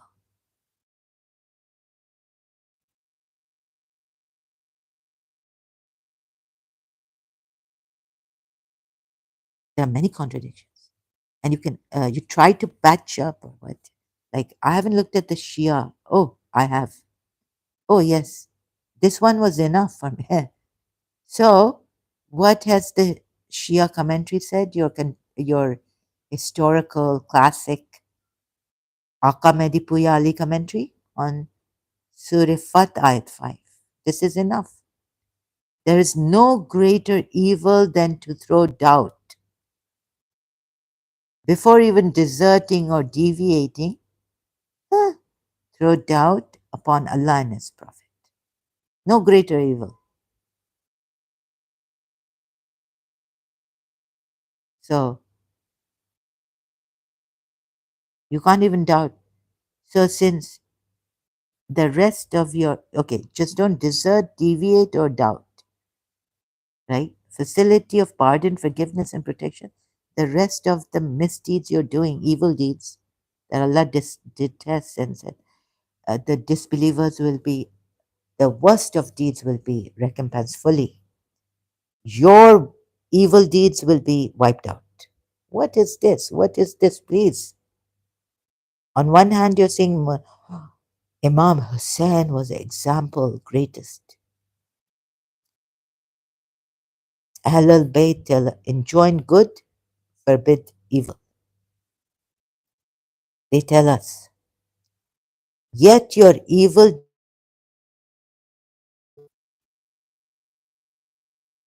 So don't tell me there are these small, small deeds and all this, and trying to work it out through some thing you're going to give me in the Sharia.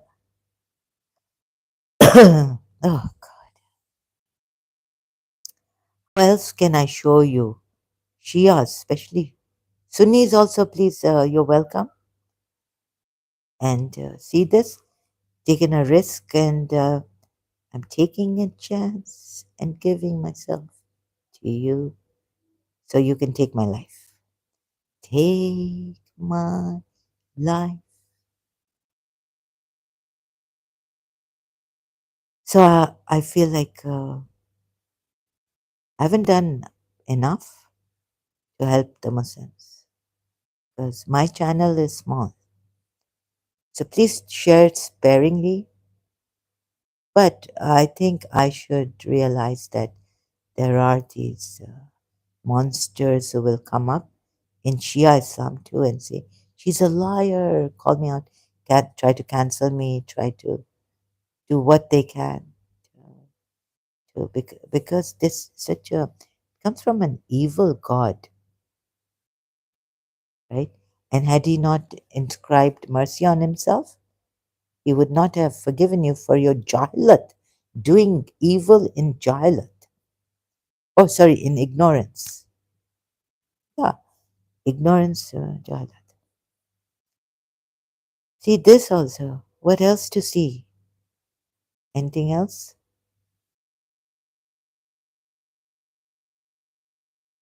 Don't kill, don't take life unless it's for a cause, good cause. All this. Yes, yes. But, okay, after all this, why does Allah say, why but? Not because you're small, small, small, but oh, and you're saying the greatest evil is this. So you can harm people and say, Allah will forgive us. We are believers. You can hurt someone's feelings, although we are told not to do that. Oh, so, no, no, but you can, right? So Allah has deceived you, and you're trying to patch up somehow. No, no, Allah hasn't deceived. We are deceived. Maybe our mind is deceiving us. Allah can. Oh, the fear that's cast. So you're telling us we, you're, what are you saying against our Allah? You see this mind with fear and all this. See how much this whole thing is a contradiction. And you're telling the other when they are telling you, Baba. But I'm not going to be like that prophet who says, what is the matter with you people? I call you to good and you call me to evil. Oh, there's a, what is the matter with you people?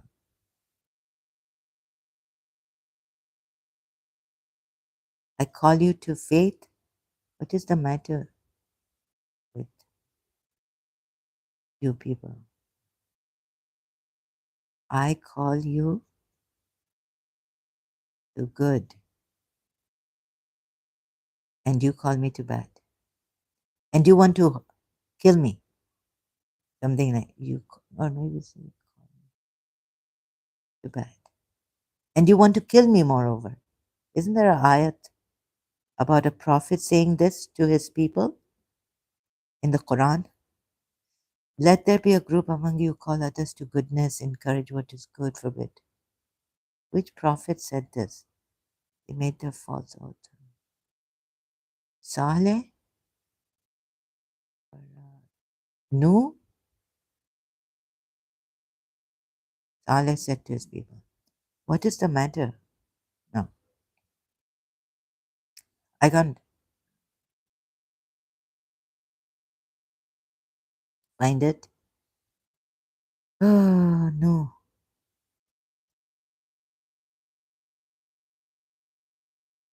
They're giving me, I think the,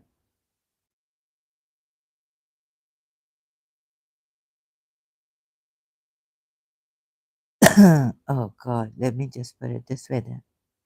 The messenger, the messenger said,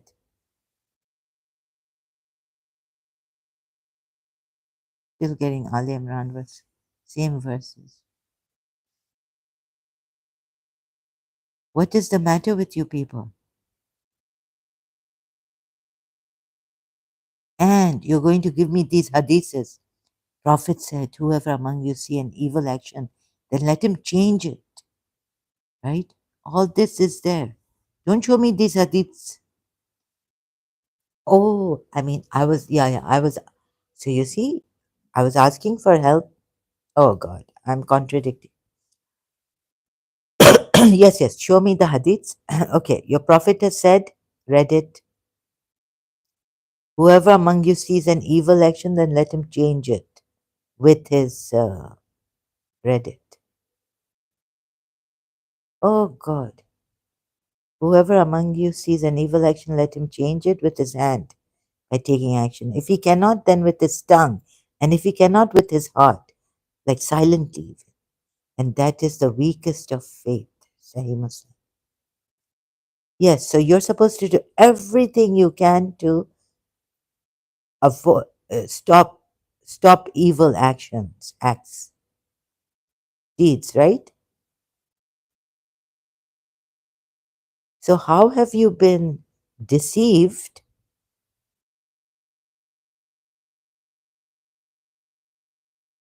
Don't ask me. I see it. So you see, you're going to give me these. Oh well, the Prophet is saying this here, but your Allah is saying that your evil deeds will be wiped out. So what does it make out? What does it make out? What does it make? Contradiction, right? Or not?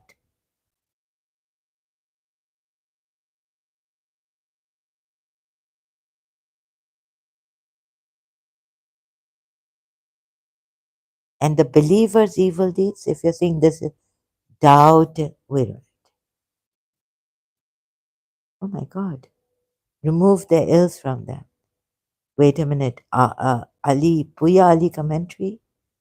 Like, believers have no ill doubt. I don't know what this his commentary, multilingual Quran, Shia commentary. Doubting is a disease. But the believers would not have this disease, right? There's no greater evil than to throw doubt upon Allah and His Prophet.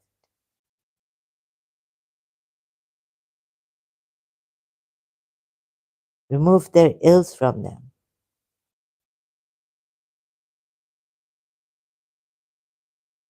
I don't know. Why has, what is this for? Now my mind is not working. I think it's very tired. Already it seems to be. So Munkar Nakir and your Prophet sayings and Imams enjoining good and forbidding evil. And yet Allah is saying many ayahs, remove the believers' evils. Remove believers' evil. Surah Ankabut also. 5 ayat. Remove believers' evil. Hmm? The same commentary from. What is this? The side of it. So you're going to tell me, and I will tell you what it told. Yes, we have imams, we have believers saying, we have Prophet Muhammad saying, this is evil, try to stop it, change it. That. If you can't do it, then do it with that. It's Allah. Sabri. Sorry, excuse me. Because that Sabri brothers, you see, when Ghulam Farid Sabri, sometimes he'd go silent in his qawwali, like he's saying something.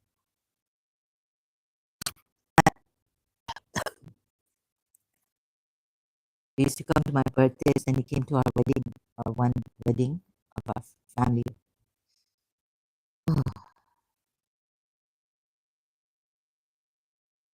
I'm remembering him. Remove the hairs from.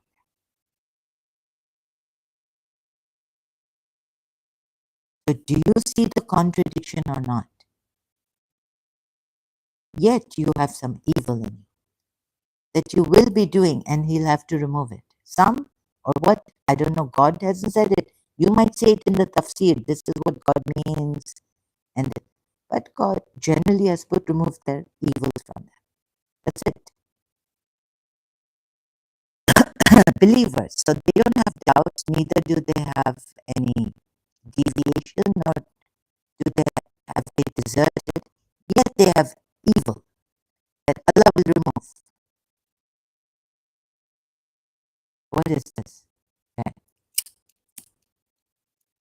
is not a contradiction. Huh? So you see what a big, big exception in this we see. Now, does Allah need to save you hypocrites also? Not to test you. We'll be, I'll be, hopefully, I'm not saying it, but let's see if I can contemplate on this. What is more important, to test who is a true believer and who is a false believer, or just to save humanity and save humanity from the fire of hell?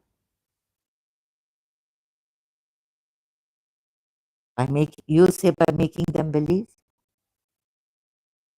yet they may just come in as hypocrites. But you see, who made them hypocrites? This thing could, threats can make them hypocrites, right? If they're afraid of you, they're under duress. Then you say they're hypocrites. They didn't come to this religion with their true hearts. Their hearts are against it. And with their mouths they are saying, but would they, like, would they not be like that? Because so this also. So, believe in signs of this religion. Couldn't Allah do better than all this? Like God to save the humanity, right? Rather than test us. Imam Ali has said, don't expect from a human being anything. Expect from Allah alone. Now, whenever you expect from a human being, you'll be disillusioned, right? Never expect a thing from human beings. Imam Ali Najul Balagha, if I got his saying right. So, never expect anything. So then in Isaiah 76, or what is it? I keep forgetting.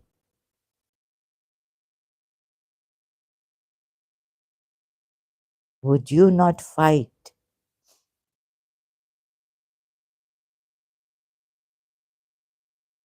Huh? Allah, Imam Ali told us don't expect anything. You're telling these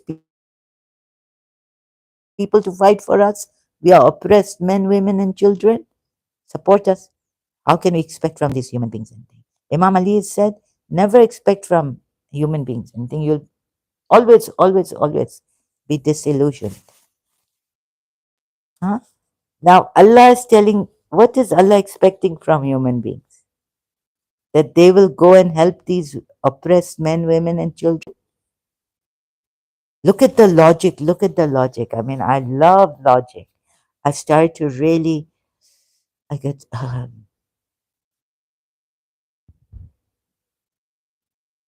don't know. I've been graced with this logic. I'm not boasting, but like, I thought I love truth, but now I love logic. And so please, if I could remove your fears and all this, whatever is making you hold on to this horrid religion, I'm sorry, it is terrible. It is pathetic, right? Whatever we have now. We're broken, deceived completely. But logic, I tell you, without fear if you use it. So, Imam, thank you. Hamala saying, you see, inquiry, he's given that freedom. Absolutely adorable, Imam. Where is it? Going back to the Smiley website.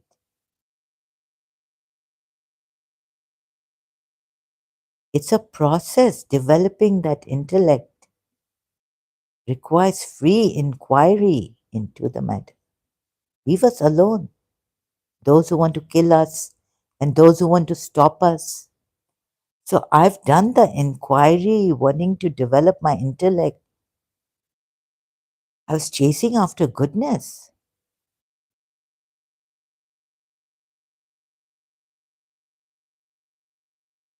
So this, the divine intellect. And what I found is forget the akal. The heart has its reasons.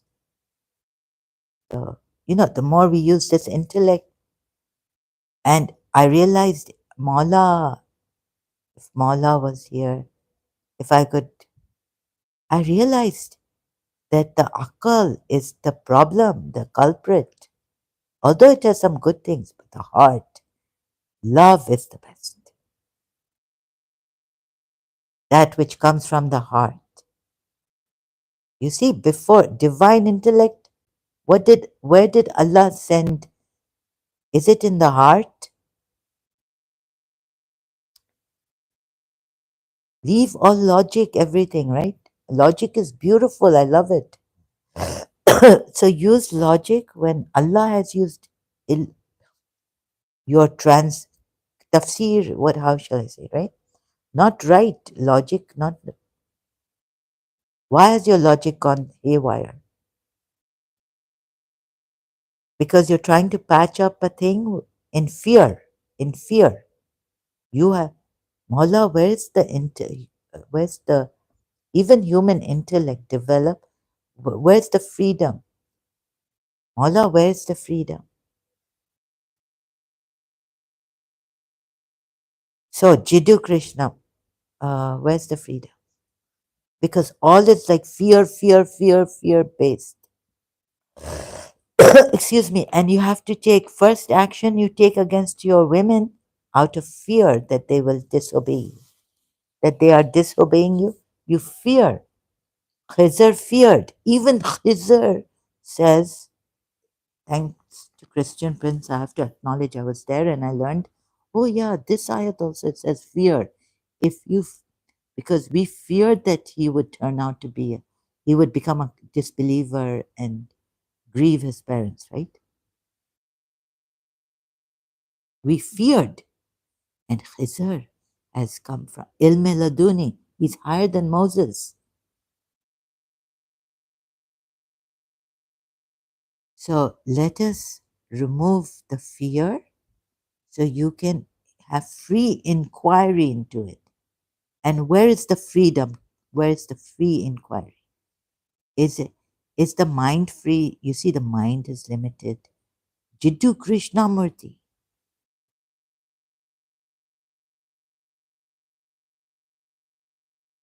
Somewhere someone's talking about predestination, destin, what is it? Logan. What's the word again? Baron. Oh,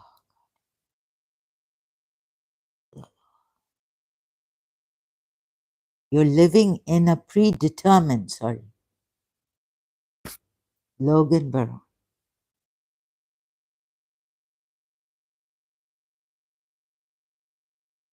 Predetermined. So he says, like, just, we just have to some act, take it that we have free will somewhere. But where you can't be sure, right? He's right. So we have to assume somewhere that we have free will on that assumption, right? Now, Better, so I would want to help. So Jiddu Krishnamurti and David Bohm. Again, do I have to show you the book? Ending of Time, and his book Jiddu Krishnamurti's Total Freedom. What is this? And also another book of his. Let me show you. Total Freedom, I showed you. Then there's another book, Krishna Murti, on actuality. What is actuality and what is opens with three discussions taken from a longer series with the I've got his book in Karachi with physicist, theoretical physicist Dr. David Bohm. These deal with problem of truth, the actuality in which we live as perceived by the senses. So how much of our senses are caught in this conditioning? We can't really be free. So what is free inquiry? And we see that by developing the intellect, we fall into more problems and limitations.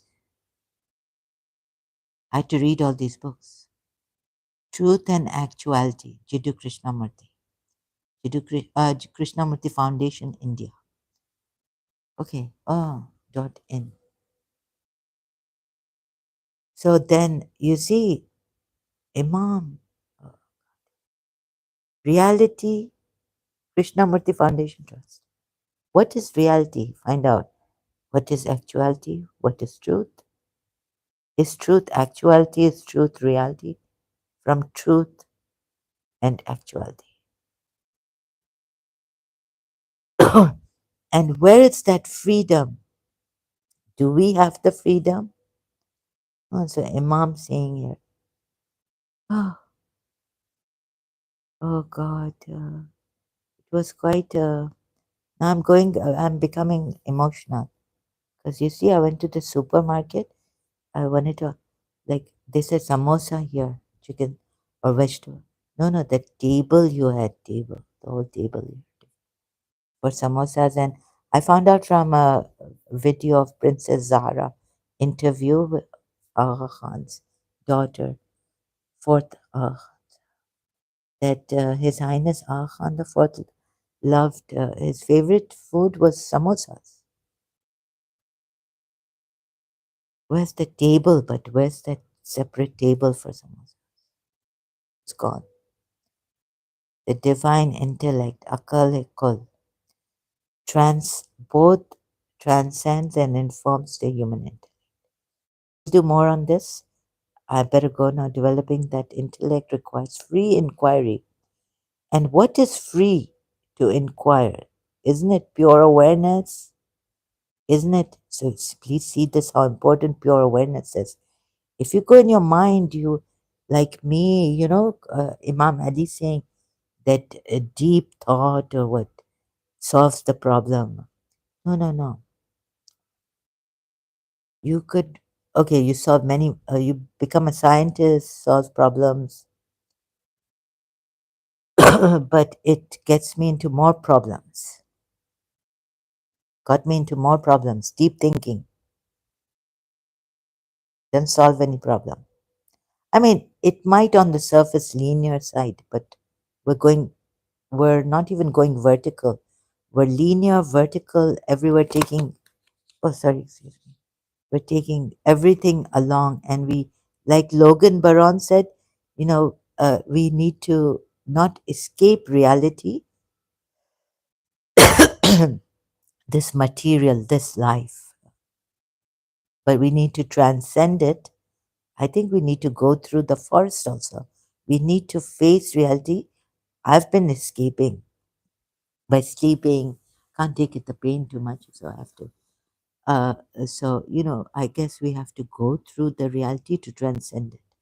Going through it is the only way.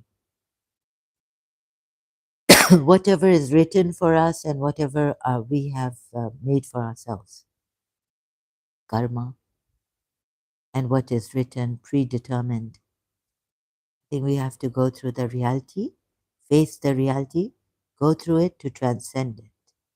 That's the shadow work, life.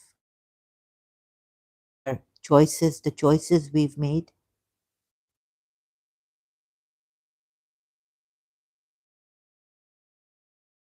we can't transcend it if we don't walk through it, even, right? Or escape, definitely not. Logan Baron has said this. And I see it. I see it. Logan Baron, I see it. So, not escaping it, like going into some fantasy.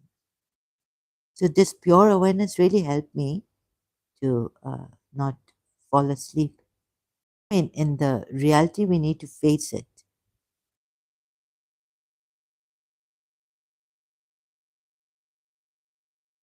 It took away a lot of my burdens. The mind, no. The mind created more tension. Deep thinking, like started to, were telling me that you think too much. When Imam Ali has said deep thinking, I think deep thinking will solve the problem. Isn't it? Trust in Allah will solve the problem. Deep thinking will solve the problem. Logan Baron is wonderful, wonderful. God bless him, give him a long. Oh, Imam Ali Najil Balagha. Oh, yeah, I'm tired. Emphasize the significance of utilizing our intellect and engaging in deep thinking to find solutions to our problems. Got it. Thank God. Hadith of Imam Ali. You see, I wasn't wrong. Sayings of Imam Ali about solutions, sayings of imamali.com. This is from sayingsofimamali.com website. Thank you so much. Okay, now I'm going to end on this. We're ending. You and I together. So thank you for being here. And there are 0 people now. So thank you for the likes. 2 of you. The third one is me. And together, thank you for being here in misery and uh, in everything. Thank you for your time and your attention. And I wish you the best. Okay. So I'm not telling you to believe in me that I wish you the best. I could wish you the worst. Who knows? Never to trust anyone. I don't even trust my own shadow. Thank you so much, but thank you so much. So, what is it in us that we need to trust? Or whether go trust, not trusting anything, but my principal really did something great in college. Her words, she said, I said, Mister, how do you trust in these people then? She said, I don't even think about trust. You see? So, it's the thought, like Miss Tissa and Imam Ali. Oh, she even melted that. Like, don't even think about trusting anyone. Then what? Where are you? You're in the present moment. This is how I didn't even know Jiddu Krishnamurti, or I just knew that the mind was the culprit on the roof, working out and all this. When I was going to a priest, he was my mentor, my psychologist now, later on in 1989. And doing this adult child and all this, right? I'm okay, you're okay book. I knew I had read this long time ago. He didn't tell me. I found out. So he drew circles. Your child is too much. You need to bring in the adult, but not in love. So I realized doing that that the mind is the culprit. 1989 with them, like they were telling me to, like my psychologist would say, "Akal bari," like use, don't be impulsive in love and all this with your teacher. I was separated, but like we were talking about this. No, mind is the culprit. I realized that time. And then what did my principal say? I don't think, trust. So who do we trust? Just don't think about trust. And then where does it land you? Ah, in a better place than deep thinking, finding solutions to our problems, our intellect. It, uh, then if you're not thinking, then what are you doing? I think you come close to just loving people unconditionally, accepting things as they are. Someone has lied to you, someone has betrayed you, someone, um uh, what do you call that, buttering you. You just don't take it that like it's the end of the world. And why are they doing this to me? Look what he's doing to me. Look what he's doing to that person. Let's stop it, Munkar. Miss Tisa was like this, Imam Ali being like that.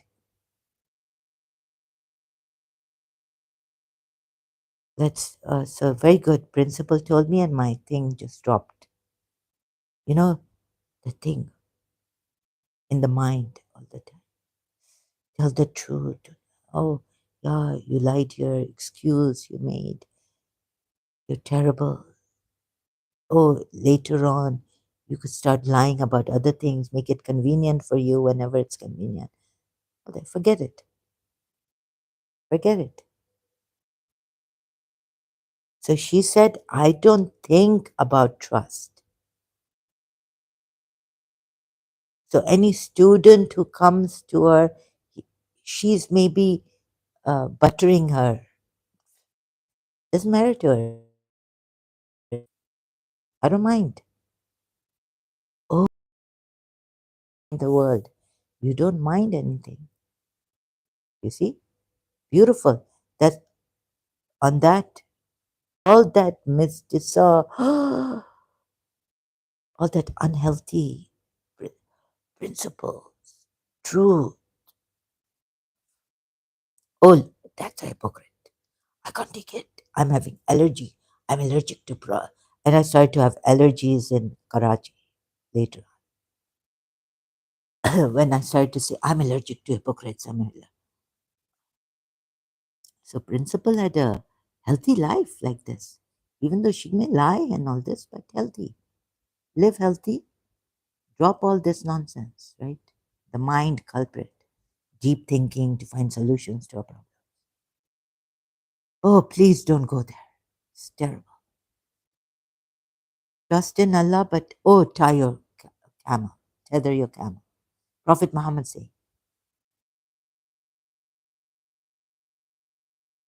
So this problem. So I think Jiddu Krishnamurti is the best. Thank you so much, and pure awareness. Wish you the best.